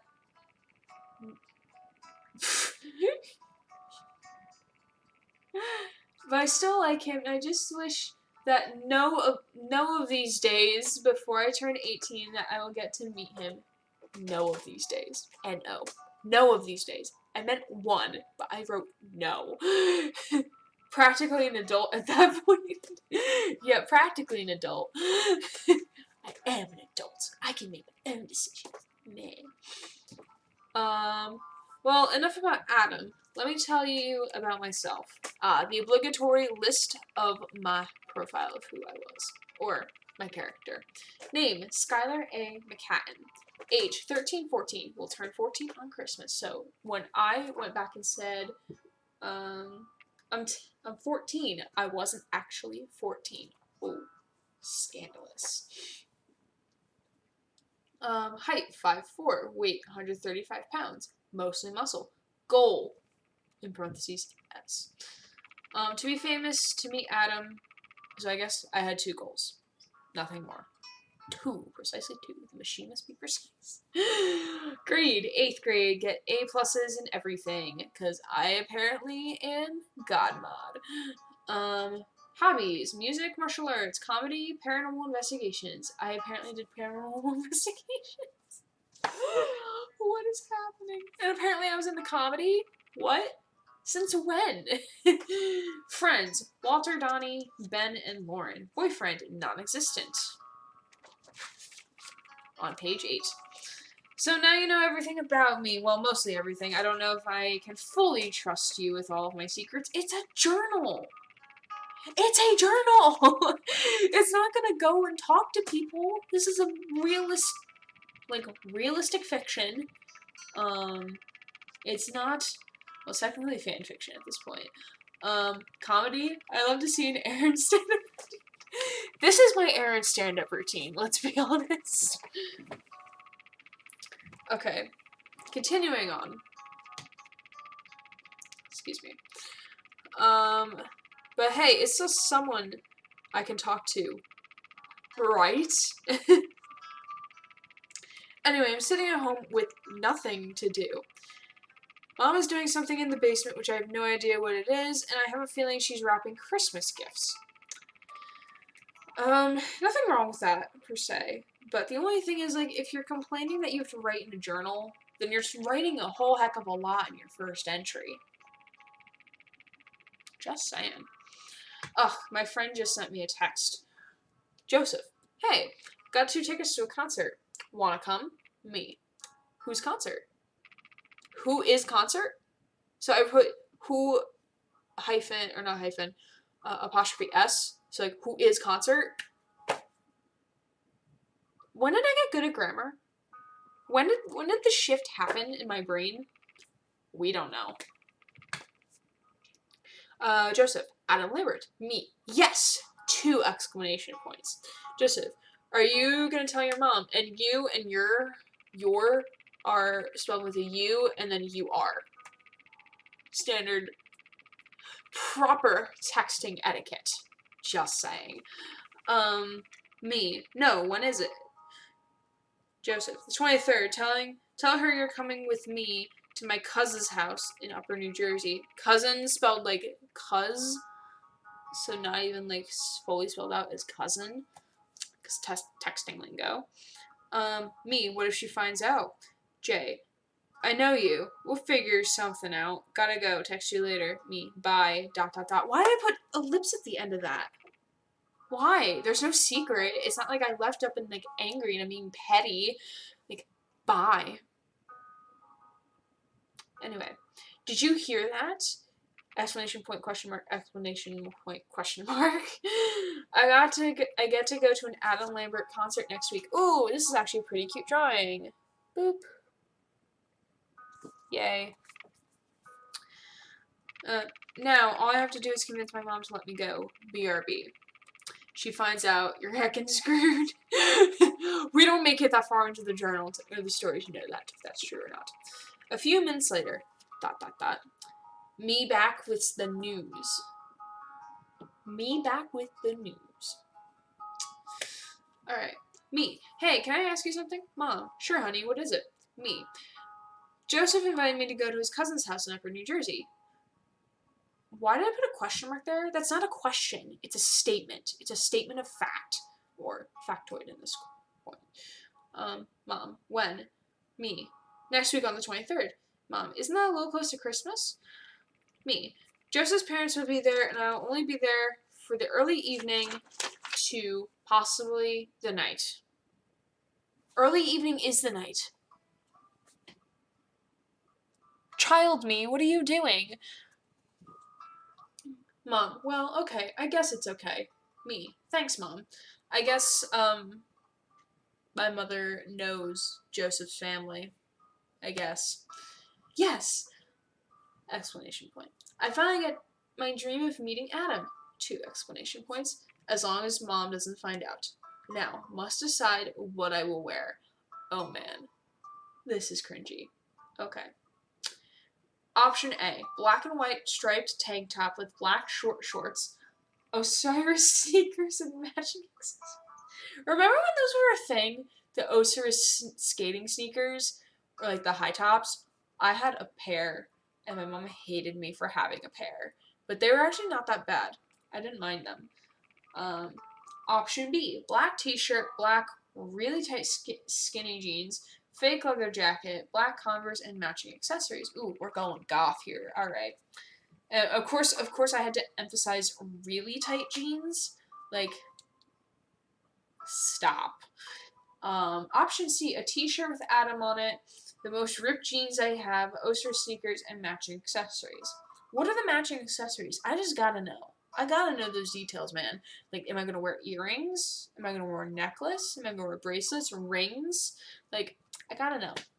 I'm gonna ask Joseph to come over later and see what he thinks. And that is the end of this story. We still don't know about the kid in the basement, which is sad and unfortunate. So, this is going up on my journal shelf.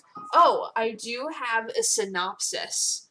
Oh, and apparently I wrote over it because there's a layer on the original paper, and then I taped it over. So I guess I changed the story at some point. Skylar goes through a lot of things, like surprises she doesn't expect, or maybe every mistake she makes is one step closer to being a rock star. But her parents find out about her crush on a famous person and spill the beans? How is that a bad thing? A lot of people crush on famous people. It's not the end of the world. Alright. So this is going up. That's probably gonna fall, but it's okay. Alright. It's my neighbor next to me. Alright. Let's look at these handful of journals. So I pulled out 3 journals, so we're gonna look through them. Alright, so this one was my science composition notebook in 7th grade. Don't know if I kept it that way, though.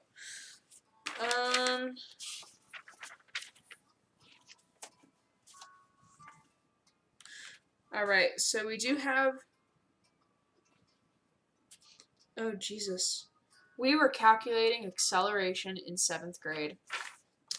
We were learning about the Newton's 3 laws. Then we did... Ooh, I remember Egg Project. Egg Project was awful. I hated that project. We had to figure out for, I think, the final project of 7th grade science, we had to build a contraption to cook an egg. I think that was... Oh, no, this is the parachute project. This is how, like, we drop an egg from a high point, and then we have to build a structure to make sure it doesn't fall. When it falls, it doesn't break it. So that's what we had to do.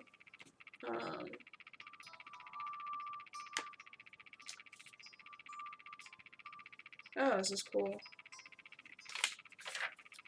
Okay, so apparently the structure was we had a parachute and then we had like rods like funneling in to make a cone and we put the egg there. So the reason why we built our design this way, we have air resistance, more air to slow it down. Also the triangle form holds the egg better. We put rubber bands around our design to hold the egg better.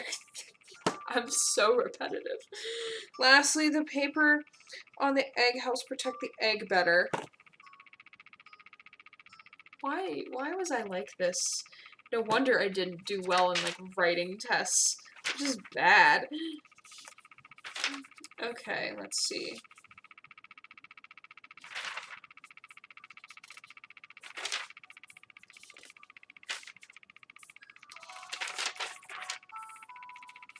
I'm flipping through to see what else I have in this journal. Alright, so I turned this into a social studies journal in 8th grade because I only used like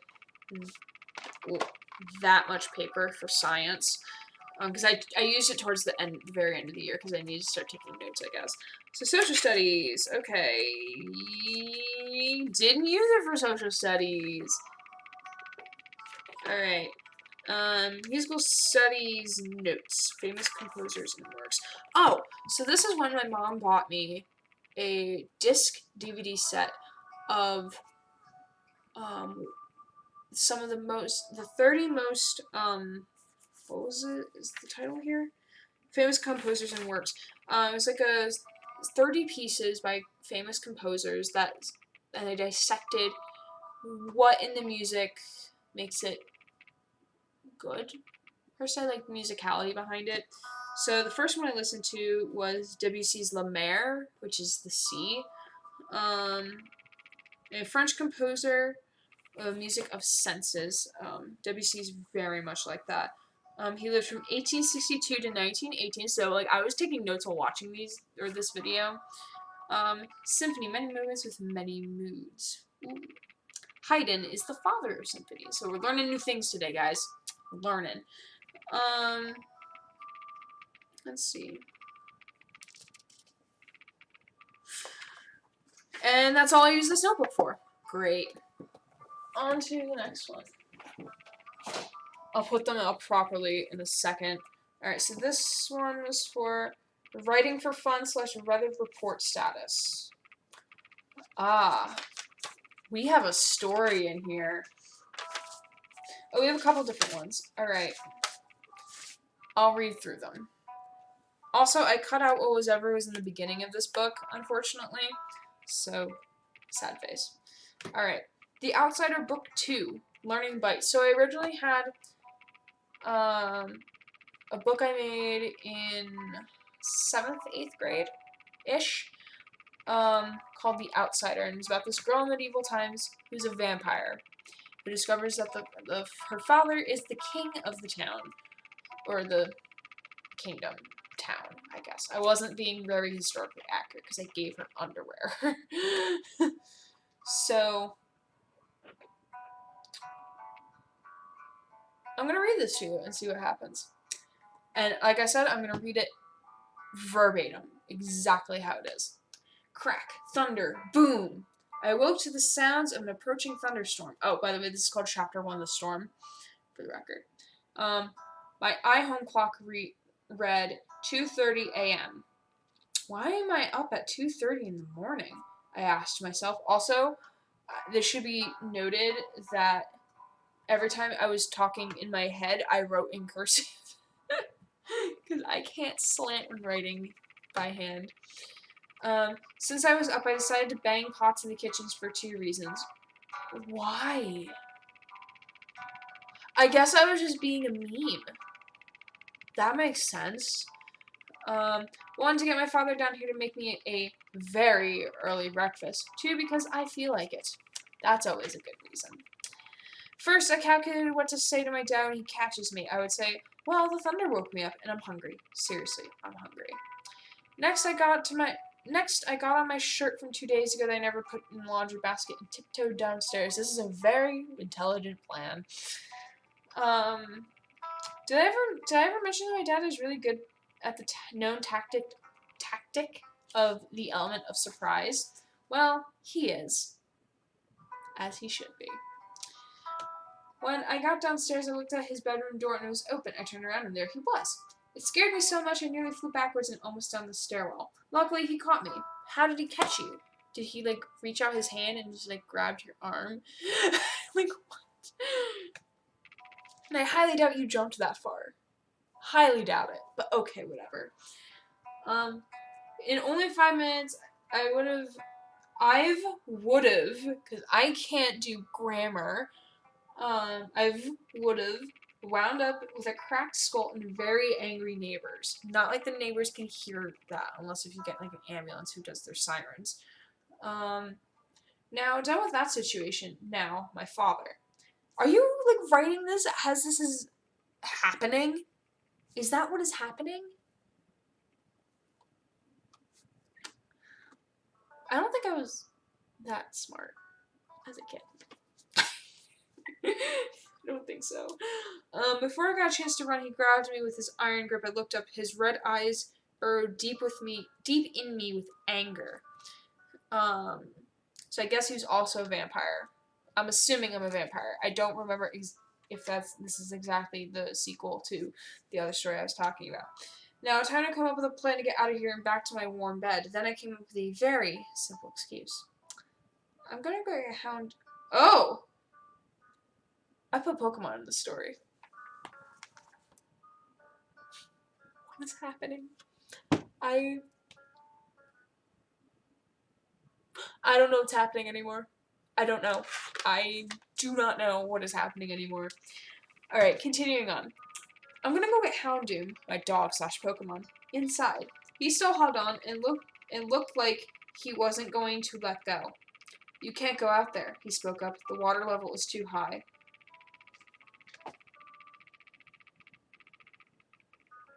Yay, Pokemon! Yes. Yay, Pokemon. I need to write Pokemon fanfiction. That would be fun.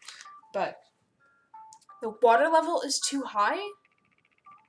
I'm assuming that the thunderstorm happened in the middle of the night while the girl was sleeping. I'm calling her girl because we don't know her name. Even though, like, I can probably assume what name it was because I'm very limited on what names I use for my own characters. So. But unless if it was, like, the day after tomorrow type of hurricane thing, then it should not be flooding. Should not be.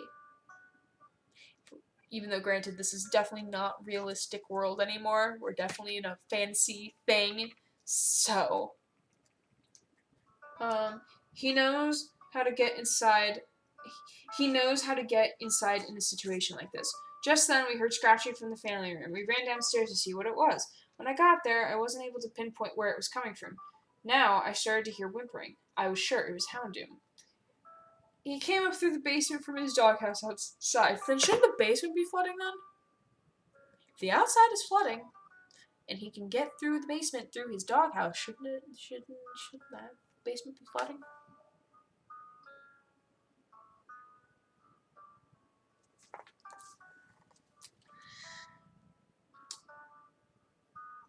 I opened the cellar door and there he was. I hugged him because I'm sure he has the exact feeling right now too. Exact what feeling?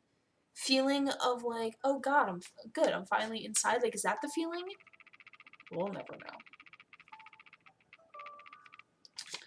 know. Oh, I'm so glad to see you, I told him. Then I looked up at my dad. He was still mad that I was making him stand in his PJs for 20 minutes. It has not been 20 minutes. It's been like 5. Like, this is a really bad way of exaggerating. If you're gonna exaggerate, you gotta over-exaggerate. So make it, like, 20,000 hours or something like that. Like, nothing that could be, like, seemed as realistic. Go to your room, now, he yelled. I'll be up in a few minutes to talk to you. Dad went downstairs. Downstairs where? Like, to the basement? I hope he's not getting something to whack me with, I thought. Me and Houndoom walked slowly up the spiral staircase. When I walked past the kitchen, my stomach growled. I looked around. My father wasn't in sight. I crept quietly into the kitchen. Just when I got to the pantry, my dad boomed, "Upstairs, this instant!" As soon as I heard those words, I bolted up to my room and slammed the door. I knew I was in big trouble. Why would you... like... I guess because I'm not a parent, I wouldn't know if I would be mad if my kid woke me up at 2:30 in the morning. But, like, at the same time, like, I would also be understanding if said kid woke up because of the thunderstorm and they're like, oh, I'm hungry. Because, like, this isn't even when she, like, banged pots and pans yet. So, like, what is happening? I laid, okay, this is how I spelled laid. L-A-Y-E-D. Completely incorrect. I laid down on my now cold bed. It hasn't even been 10 minutes. It's barely been 10 minutes. Houndoom started to whimper he wanted to join me. I patted my right side and he jumped up on the bed. Just then Dad came in. Life isn't fair, you know, I yelled. Why are you getting defensive instantly? You don't even know why he's coming up to talk to you. You don't know. But then we do get an explanation. He grabbed my desk chair and sat beside me.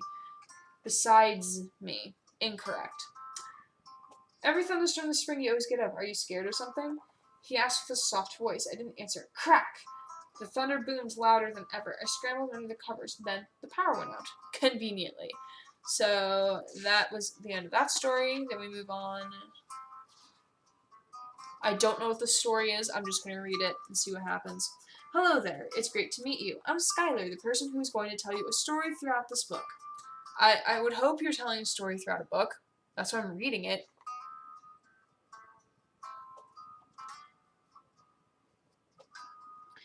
The story is about me living my life any child could possibly want. What does that mean?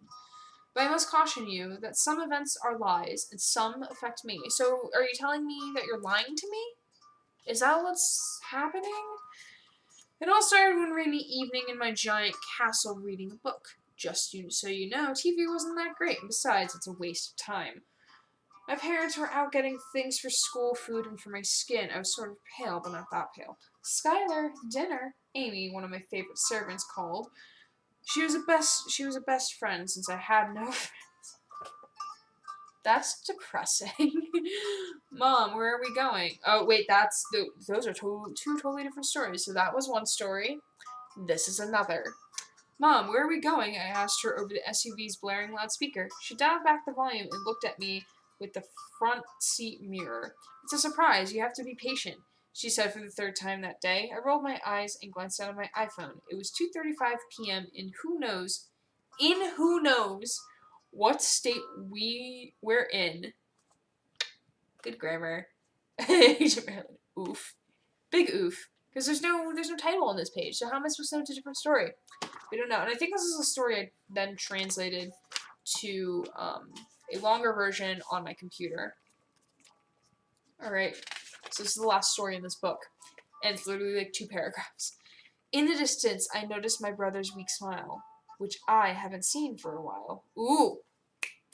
Get some rhymes in. That has driven me to the past in which I hope it lasts. Ooh. More rhyming. Good job. Also, those are all in cursive. Oh, did you read this one to me? I think I did. I think I did read that one to you. You're right, Skylar. That sucks. My older brother told me sarcastically. He was right about most things and has the it's tuition that perks up every time you say something. Shut up, bro. That's not helpful. I scolded at him. He frowned at me and stared at me with his golden eyes. I was only trying to help, he said, looking down at the end.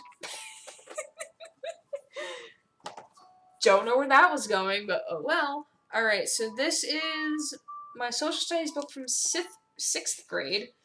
Not sure if I turned it into anything else besides that.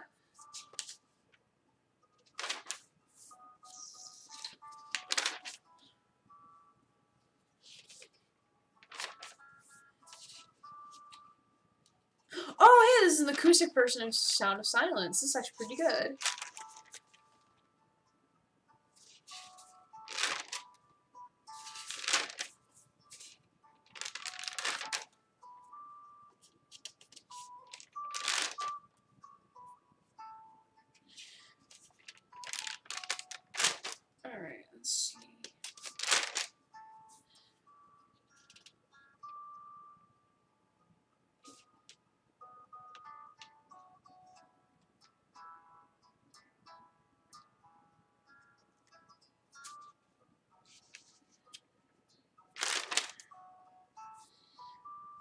Forgive my silence. I'm just reading to get an idea of what I wrote. Oh, so I mainly use this for, oh, we have a 2-paragraph story. Not finished. Got any threes? I asked in a bored tone. It was 2 days from Christmas, and here I am sitting with my younger brother playing Go Fish, and we're bored out of our minds. Ugh, can't we do something else? He moaned. I nodded my head and threw the playing cards down onto my bed. We got up and went across the hall to his bedroom. The end. Wow, I am so bad at writing. I'm finishing stories. Alright, so we put these over here, way back there. Alright, let's grab some more. Alright, here we go. 3 more composition books, because I kept all of mine, for the most part, I think. So this one was originally for a verb book for French class, because I took French through 7th grade through 10th or 11th grade. I think it was 10th grade. No. Yes, it was 10th grade. So, okay, so I turned this into my summer experience journal for when I had to do a,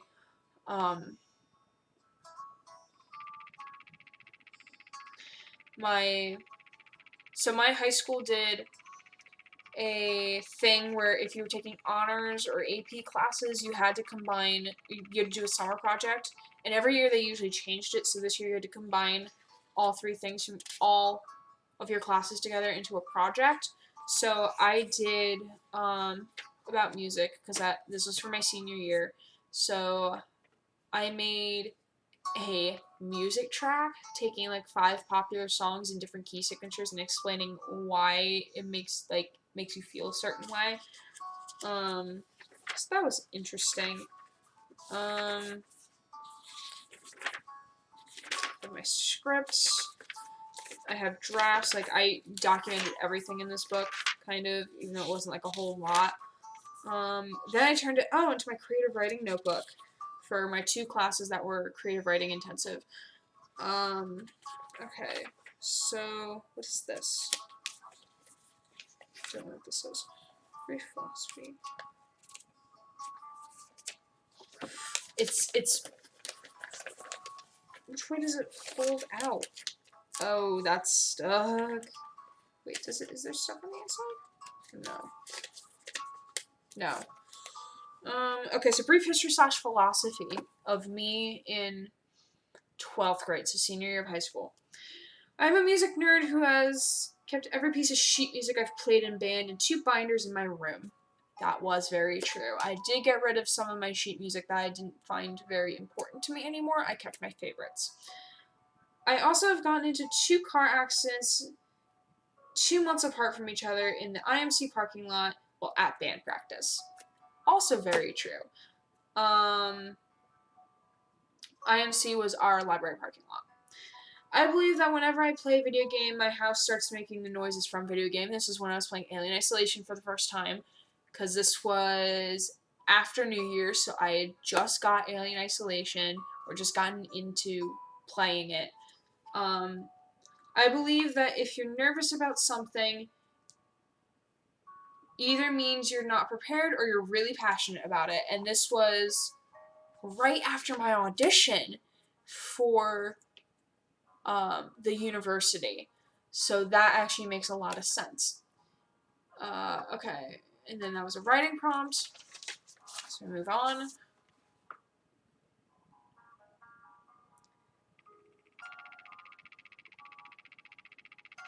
Oh, I made a haiku about the androids from Alien Isolation. Androids are a pain. They have menacing red eyes and strong will to live. Very true. Especially on hard mode. Okay. And then this was a poem that's kind of like satirical, I guess. That was based off another poem we read in creative writing class. You're my knight in shining armor, the clear windshield on my car. You're the shining stars, and the white sash on the drum major uniform. However, you're seldomly the A I get on a test. the beautiful notes on a clarinet. Most certainly not the conductor score from Star Trek. More like 6th graders playing the Star-Spangled Banner. I know that for a fact because we had to play. No, we didn't play that in 6th grade. We played that in 7th grade. Never mind. It could be the grass during graduation, being pelted by ice crystals. What? I don't know what that means. Ah, yes, you were definitely that snowstorm. Did I ever tell you how much I hate snow? Speaking of me, I am that clarinet with wood that cracks at the sight of snow. Very true. I'm also that car that honks their horn the second a light turns green. We all know how much we hate those people. But then again, you're still my knight in shining armor. Or are you?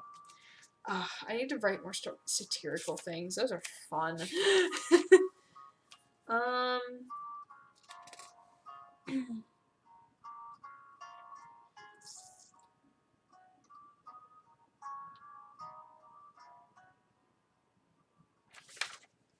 Oh, so this was a draft of a poem I wrote about a xenomorph, so the alien. So what we did was we each took an object. So we had 2 post-it notes. Each person in class had 2 post-it notes. You wrote an object and a description of the object, and then you swapped your description with somebody else. So, and you had to take that object, write a poem describing the object in that way. So the object was a xenomorph, and this was the description I got. The outside is rough and dull as it falls to the ground. You then see a smooth, bright side that is buried deep within. So this was a very short, rough draft of that poem that I wrote. I was only a young one, not having a care in the world, messing around in the vents. I didn't see the hole that led to the humans, but thought I went, and there I was. People screamed and hurtled over fallen gurneys to find safety away from me. I didn't understand then that I was a hunter, and they were the prey. My vertebrae tail slinked across the floor, inherently dripping drool down, grunting, rustling, thumping.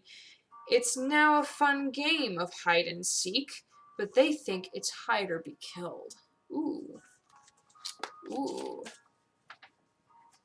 Oh, this is a continuation of the draft. Here we go. Humans are so interesting. Their smell, their behaviors, their vulnerability to bullets, and even fire. It's strange for them to be intelligent.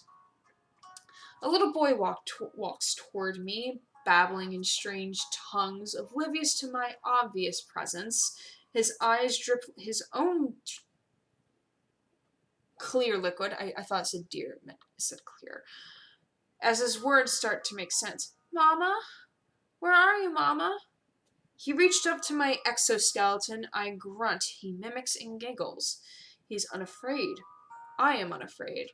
I rest my cranium against his head. I trust him. Maybe he will be the one. I can show the colony that humans aren't merely food or source of reproduction. They are special creatures, like the way they view us. Ooh. Okay, Ryuk. Humans are so interesting. Okay, Ryuk. I didn't even realize I took that line from that. Okay, what is this story?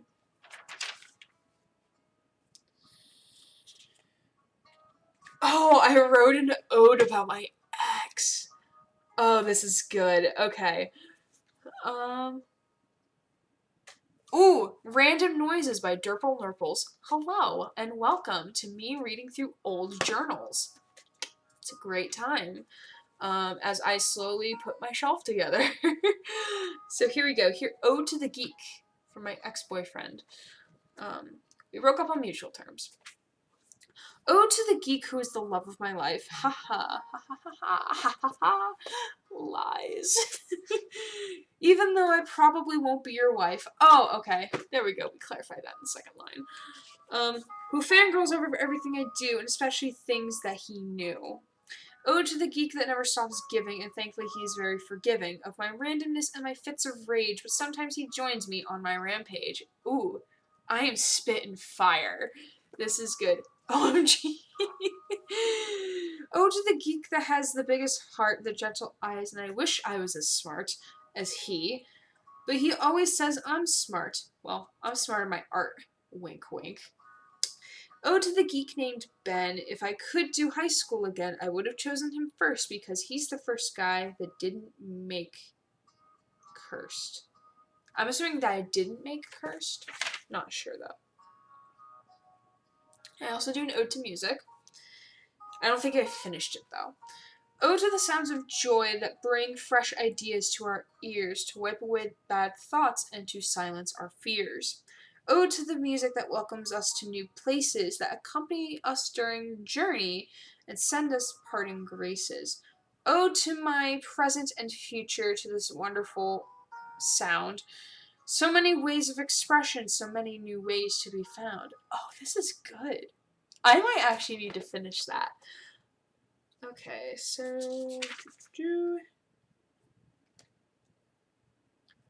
ASAP Erin spitting straight fire.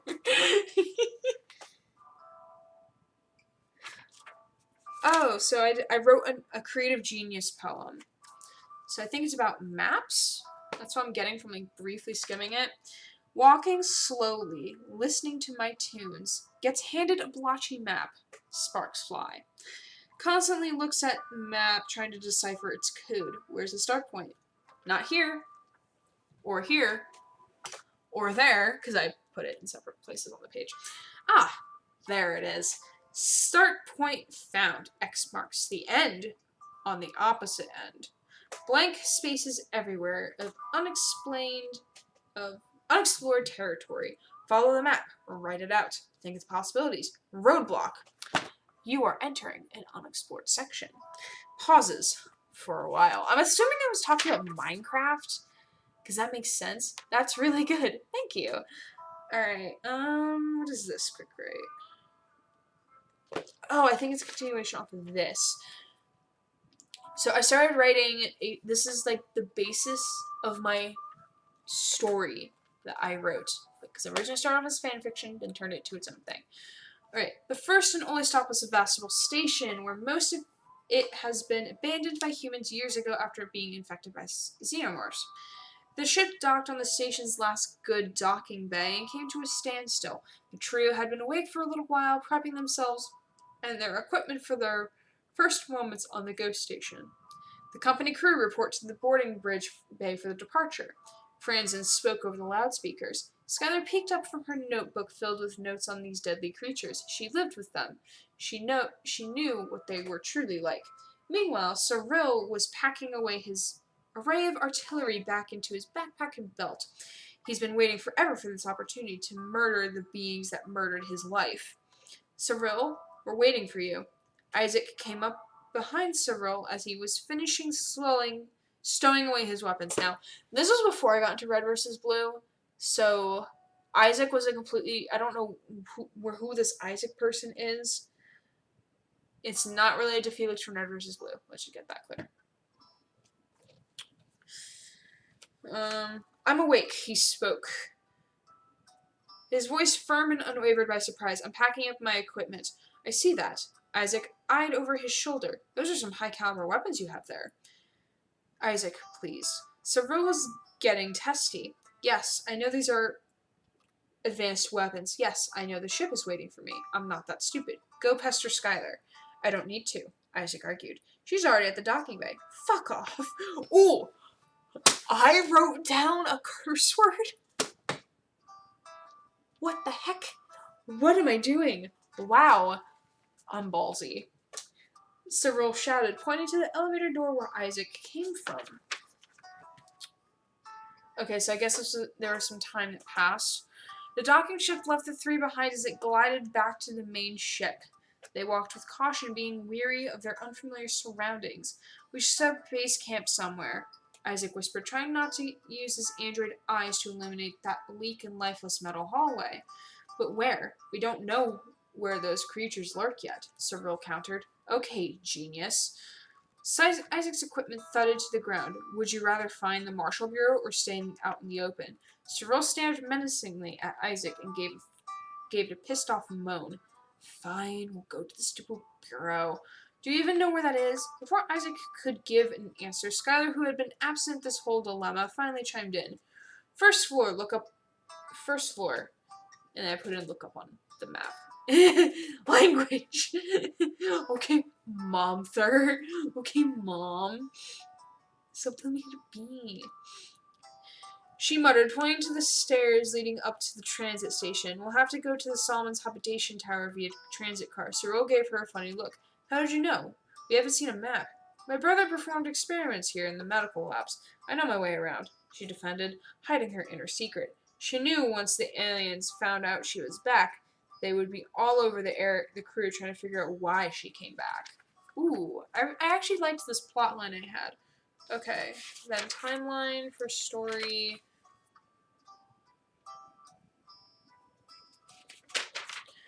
Um,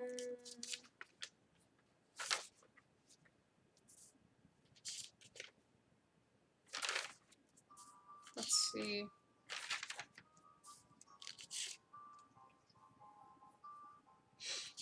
I'm just looking through, glancing.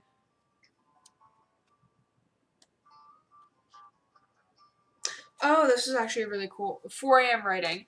So we had to take a time of something that would happen at 4 a.m. And I wrote 2 different things. So here's the first one. I turned over, sheets sliding away from me, as I threw my arms off my bed, staring at the bleak abyss. My abandoned childhood DS pulsed a blue light from underneath my wooden bed frame, illuminating the wall, then fading to nothing. My phone temptingly sat on the glass-top nightstand like Schrodinger's cat. It may or may not bear notifications, but I will not know until I check. I grumbled, picking up my dangling arm and grabbed my phone without yanking the charger from the wall. The screen lit up at my groggy face. Monday, 4 a.m. I typed in my password and perused Twitter to see what's been happening. My idol sent me a message, continuing our conversation from the night before. I crafted a well-worded response, even though I was not even fully awake. 4:01 a.m., another reply from him. A smile spread across my sleep-deprived face as I held up the conversation, bearing in mind I wake up for school in little under 2 hours. At this point, I didn't care. The hour passed by along with our conversation as a little bird outside reminded me that the sun was coming, and so was school. Then the other 4 a.m. writing. The whir of foot and street traffic was gone and has been gone. All that remained was the hum from buildings and billboards and the occasional thunder under our feet from the subway. Brilliant colors stood out against the sable night sky, flashing brand logos repeatedly, even with no one to bear witness to it. New York City at 4 a.m. was a beautiful state of mind. The sun was still sleeping under a blanket of stars and galaxies as the moon gave us its blessing instead.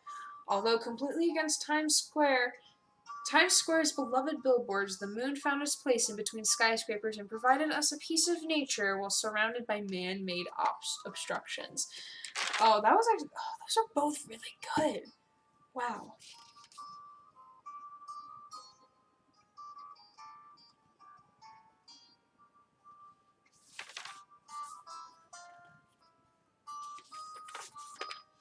Alright, that was the end of this one, so we're gonna slap it right there for now. Alright. Alright, so this was a French notebook for 8th grade French. We used it for the second half of the year. I think I only used it for French. I don't think I used it for anything else.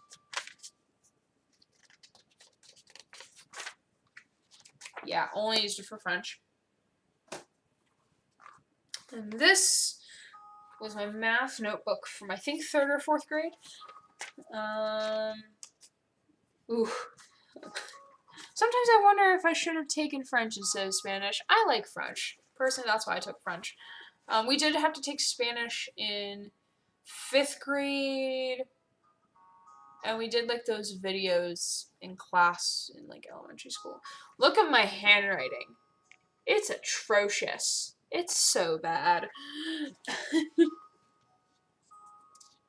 Also, apparently, I thought 70 plus 90 was 116. That was not smart. Not smart at all. My handwriting is still bad.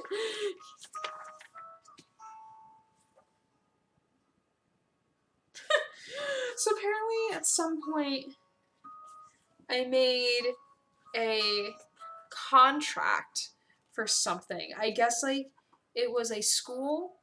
Don't know. I took 3 semesters of French and I know more Spanish than French. So, dear Skylar, since this is your first year, you need to pay for stuff. How convincing. Dorm, $100 a day. Oh, that's expensive. Why the day? Do it by the month. Phone, $20. Bus, $10 a day. Microwave, $5 a day. Oven, $15 a day. Fridge, $20 a day. If you sign contract, we will find dorm buddies and a dorm. And I spelled dorm with an E on the end. Don't believe me? I'll show you after stream. Okay, you can show me. Because this really nice girl named Dora was a great teacher.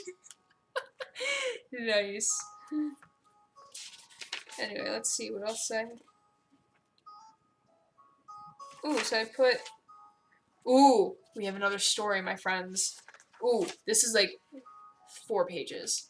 Or 3. Because this... Her cousin Diego is pretty chill too. Oh, yes! I relate more with Swiper now. Oh, yes. Swiper. Classic. Alright, here we go.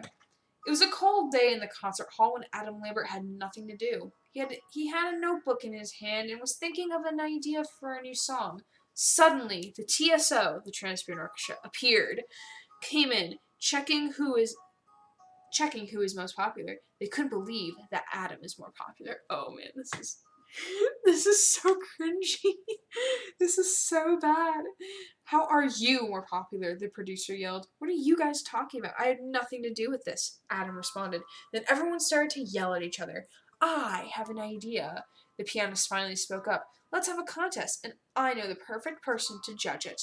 Adam and the drummer looked at each other and mouthed, oh no. Then, 5 minutes later, how 5 minutes? Does she teleport? Am I Ray? Can I teleport? Skylar McHatton was sitting in his seat staring at them like they were crazy. She had a tournament that day, but skipped it to watch musicians fight, because that's a fun time. Let's get this over with, Skylar sighed. If I had to miss Donnie and Ben spar each other over something, then I'll scream loud. Then she looked at her iPhone and back at the stage. The first task was to sing a song that they like the best. Adam chose Mad World, while TSO chose Night Enchanted. Skylar chose Adam because, well, no one knew. The next task was to do a song with Skylar. Skylar and Adam did Pick You Up, while Skylar and TSO did Mephistopheles' Return. Oh my god. Oh man, I need to listen to Transparent Orchestra sometime. My grandpa once went to a TSO concert. My grandma made the mistake of agreeing to go to a concert that she thought was an orchestra. Oh no! Oh no. Well, like, they don't make you... it's actually like a really fun show though, not gonna lie. It's not like a standard concert where you're standing up the entire time and like mosh pitting. It's a good show. But like, I understand it's kind of misleading how it's not an orchestra. I mean, there are orchestra bits, but it's not like a true orchestra, like if you're going to go see like the Boston Pops or something. Anyway.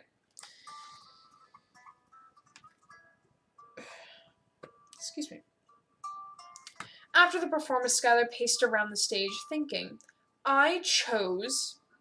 She started, and then suddenly, Skylar, help me, yelled Donnie. He came bursting through the door with a panicked look. Tristan's gone crazy, he screamed. He rushed down the stairs, and right behind him was Tristan with an angry look on his face. You put bleach on my uniform? That's just funny. It's just not funny because it's like ironic. It's just funny. Tristan screamed. Donnie got behind Skylar. The TSO and Adam looked at them both. Donnie, you're so dead. Tristan lunged forward with a stick. Just a random stick? Just a random stick? But Skylar blocked it, hit him in the head, and pulled it out of his hand. You idiot! Skylar screamed at the top of her lungs. Can't you see I'm busy? Her face was filled with anger. That reminds me. One of the guitarists said, looking right at Adam. Then he lunged forward, grabbing Adam's right arm. Ah! Let me go! Let go of me, you hooligan! Actually, I didn't even spell hooligan right. I spelled it hooligan. Wow, I was cringe. Adam yelled. Skylar looked up and jumped in to stop. Kia! I spelled out how to say a martial arts sound. Skylar boomed, making everything in the 2-mile radius stop and stood still for 2 seconds. Hooligans, all of you. Yes. Everyone stopped and looked at her. You guys don't need to fight over who's better. You're both equal in talent, she said in a hushed tone. And I'm thinking I lost my voice, she whispered. TSO looked at each other, then at Adam, who was kneeling on the floor holding his arm. Why is he kneeling? It's not like they took out his leg or something. What the heck?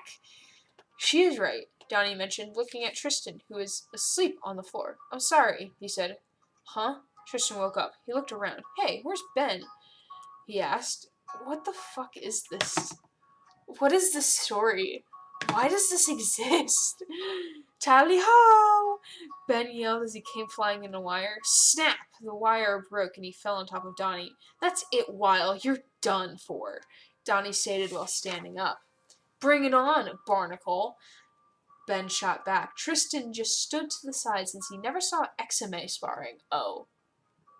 XMA sparring doesn't exist in the real world, but in my story it does. So much for the being equal thing, Adam said with a smile. We're sorry for fighting you, TSO said. Want to be in our band? The producer asked. Would I ever? Adam said with joy in his face. Of course I would love to. Hey, where's Skylar? Tristan asked. Besides, we need someone to judge this ring. I'm here, Skylar yelled. She came up behind the stage in her XMA uniform. Oh, they're sparring? Someone get the popcorn. She sat down on a chair and watched. Okay, I need a scorekeeper, timekeeper, and 2 corner judges, she mentioned. Did this morph into a Pirate's Tale? I don't know what happened. It kind of just happened. Just did a thing. Alright, let's see. What else do I have in here? Oh, that's why this box is so heavy. That's why. So I have a couple more notebooks in here, I think. Alright, so 4 more notebooks. So this one's writer's notebook? Maybe? This was 5th grade. Alright,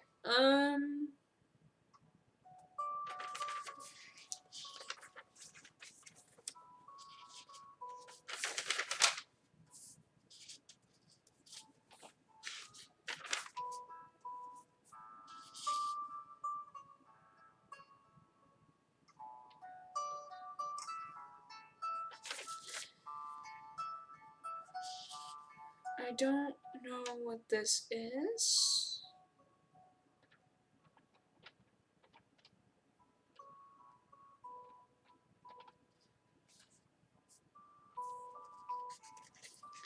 We're gonna read it and see what happens. You know, I've only been streaming for like almost 3 hours. It's fine. I was walking to Bridgeway K. Oh, Chapter 1 Rumor. So I guess there's more chapters than just one. We'll never know. I was walking to Bridgeway K Intermediate School on Hall Road. It was the last day of school and it was hot out. I couldn't wait to relax in the shade under my favorite tree. No more tests, quizzes, homework, and walking to school every single day. Today, everyone was wired up that summer is almost here.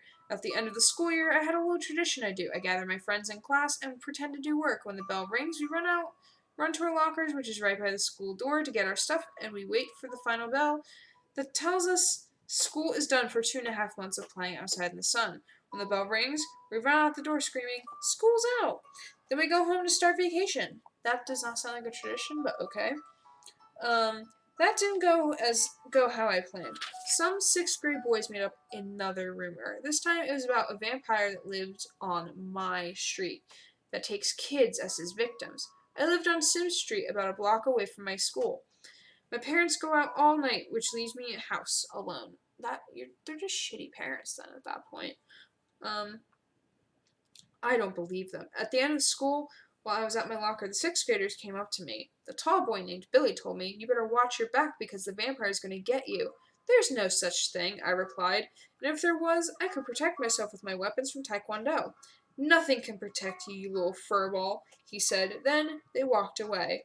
During 7th period, Gina, my friend, was not there. She was never absent. Has anyone seen Gina? Ooh, she's skipping out early, getting vacation started early. Ooh. Mr. Huff, my history teacher, asked. No one answered. She walked home with me yesterday and got picked up by a stranger. He had spiked hair and looked like he was in his 20s. He asked again. Has anyone seen Gina? My hand shut up. Skylar, he said. Please write it down on this sheet of paper for me, please. I did as I was told. The next hour was an overall review of what we learned that year. It was easy. We were divided into groups of 6, but one group got 5. First category was ancient civilization. Civilization. Our group won that round. Next was the explorers of the Western Hemisphere, all the way up to the Revolutionary War. When the pack-up bell rang, I ran to my locker and got all my friends together. The final bell rang. We threw our papers up in the air and yelled, "School's out!" as loud as we could. Most of the group went out onto the bus. I went towards the crosswalk. I always know that something amazing was going to happen this year, something very different than usual. Usaul is how I spell usual. Doing well. Chapter 2. Ooh, so there is more than one chapter this time. I crossed the street and looked at the school once more. Goodbye, I whispered. I wasn't paying attention to the road, and the next thing I knew, I was on the street. Like, on the street? Like, flat on your back on the street, or walking on the street? A car bumper was near me. I then heard screeching noises coming in an opposite direction. My phone was a few feet in front of me. I tried to grab it. As I did, I noticed that same guy that picked up Gina was on the side of the road. He stared at me like I was crazy. Screech! The car. Oh, I guess that Twilight knockoff.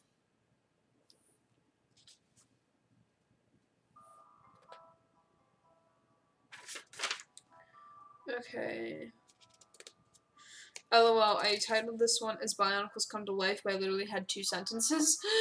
Let's see.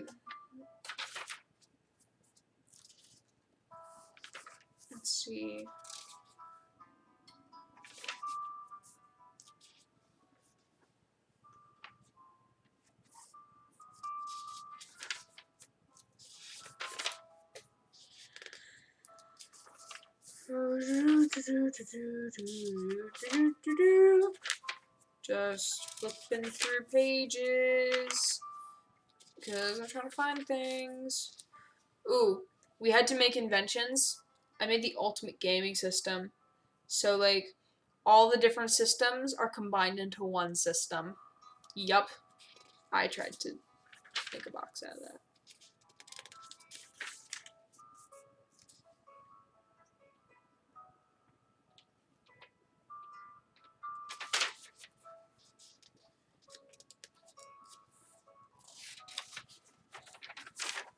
That's the end of that one. Alright. Then, behind me. This one was 5th grade writing. So this one was more, I think, dedicated to writing, I think. I'm just gonna...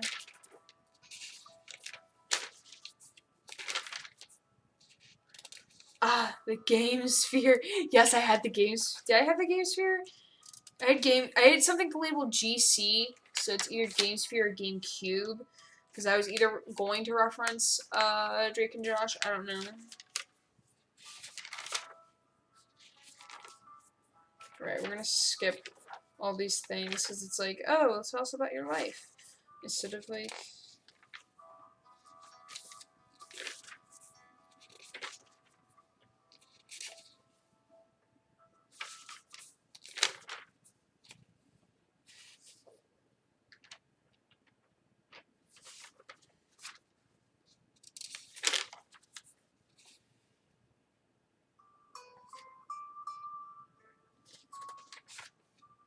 Hold on, wait a second. What is this story? Okay, I'm gonna read this one because I'm pretty sure it's another journal-esque story we got here. Next on American Idol is Adam Lambert. The announcer stated over the crowd. I was watching a rerun of American Idol Season 8 even though they wouldn't post reruns, but that's none of my business. It's a few days before Christmas and my birthday. I was on the couch with a blanket wrapped around me. And guess why I'm sitting on the couch? I'm bored to death, because apparently I'm always bored.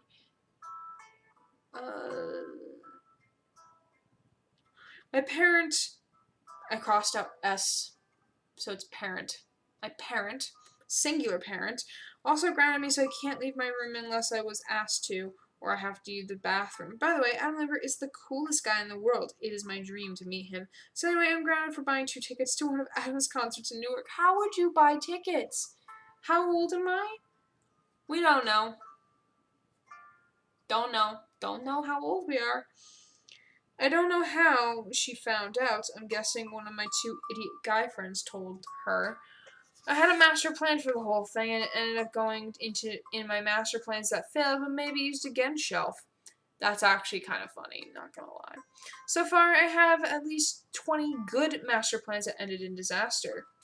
Top 5 most disastrous endings for master plans. Ooh, this should be good.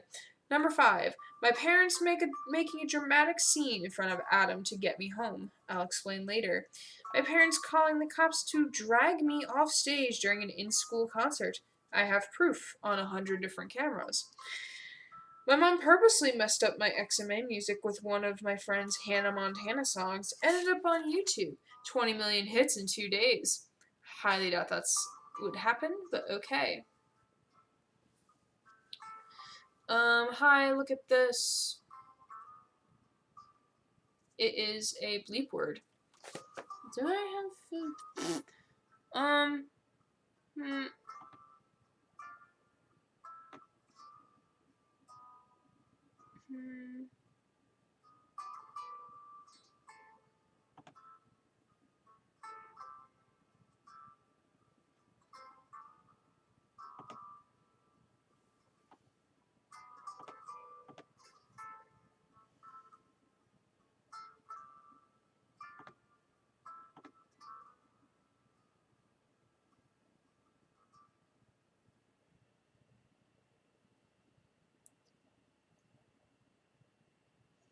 I guess it caught a word. Yes. Don't really know, but okay. Don't know what word you were trying to say there, but whatever, I don't know. But hello, welcome. Storytime with Erin. Because my tea is gone. Number 2, my parents embarrassed me in front of the entire middle school, including staff and teachers, by saying my daughter has a Giratina stuffed animal that she talks to. Oh,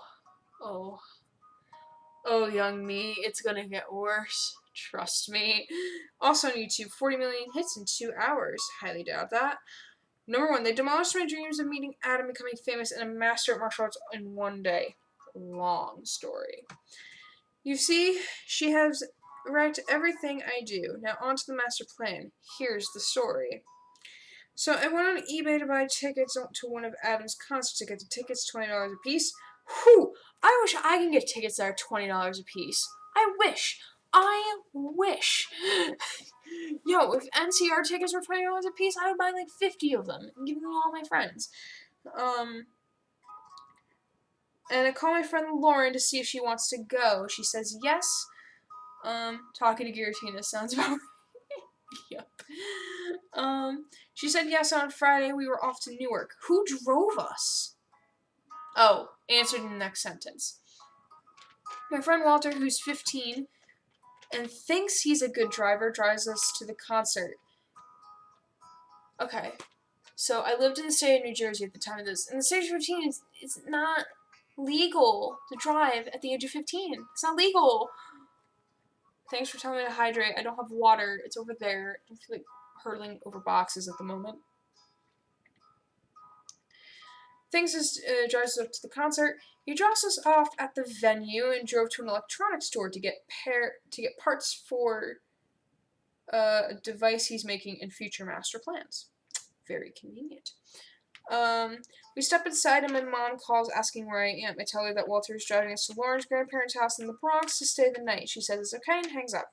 15 minutes later, we are sitting front row seats watching Adam perform voodoo. Next thing I know, my parents, with probably an army of SWAT team guys behind her. Yeah, because I eventually, it was originally parents and then I changed it. So we're doing well. Are in the aisles trying to find me. I grabbed Lauren by the arm, pulled her to the floor. Adam was right in front of us when my mom found me and started screaming, "Skylar A. McCatton, get your butt off the floor this instant." I acted like I didn't notice until she came up to me and literally dragged me out of the audience in front of Adam. As soon as he ended voodoo, his face wasn't upbeat anymore. He was sad seeing two fans being dragged, pulled, yelled at, and being denied that the concert will not affect my lifestyle. So here I am now in my room, still bored to death, and I don't know what to do. I rate every disaster from 1 being the worst and 5 being the I survived. I also rate Master Plan's disasters by how much it will affect my relationship with Adam. Like, you're going to have a relationship? What? What is happening?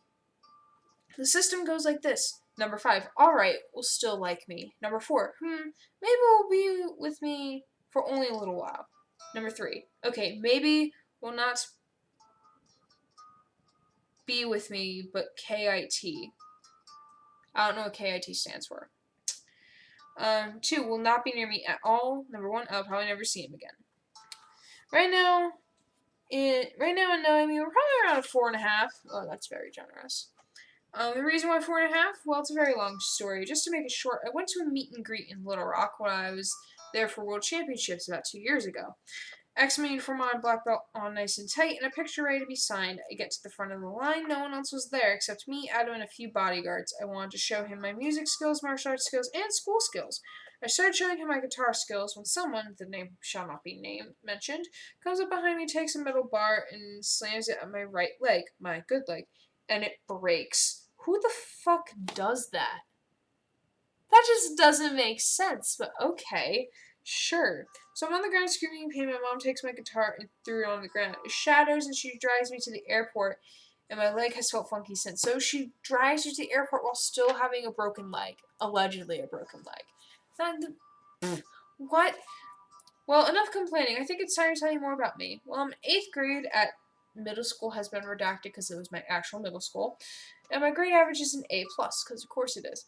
Taekwondo is my sport, and I am a 4-time world champ in 8 different categories. And that's where the story ends. Woohoo! So this was a language arts book for 8th grade and also recreational reading journal. So this is probably not that exciting. Ooh, I turned this into my notebook for when I played Subnautica. Fun. Fun times. Good, good, good. And then reading log. Yep, that's it. And then this last one is a notebook that I was using for playing a fish tycoon, of like matching different fish together so I can get different breeds. Fun times. Alright, so here we go. Boom, more in here.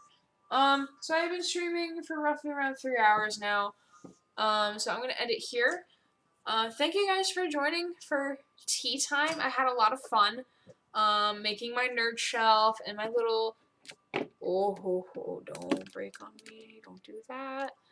Making my little dudes. Or not making them, but putting them together on a thing.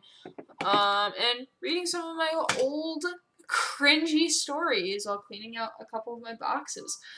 So thank you guys. Tomorrow night, I'm probably going to stream Slime Rancher. I might decide against it in favor of if I have more boxes to clean out, I will do that on stream.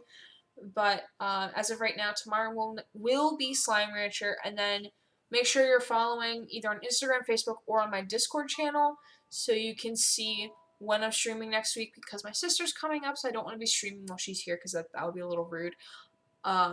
So keep an eye out for that so y'all know when I'm streaming next week, because it is going to be a condensed schedule. And thank you guys for watching, tuning in, and having a good time. I really appreciate it. Alright, and that is it. I will see you guys tomorrow night. Bye.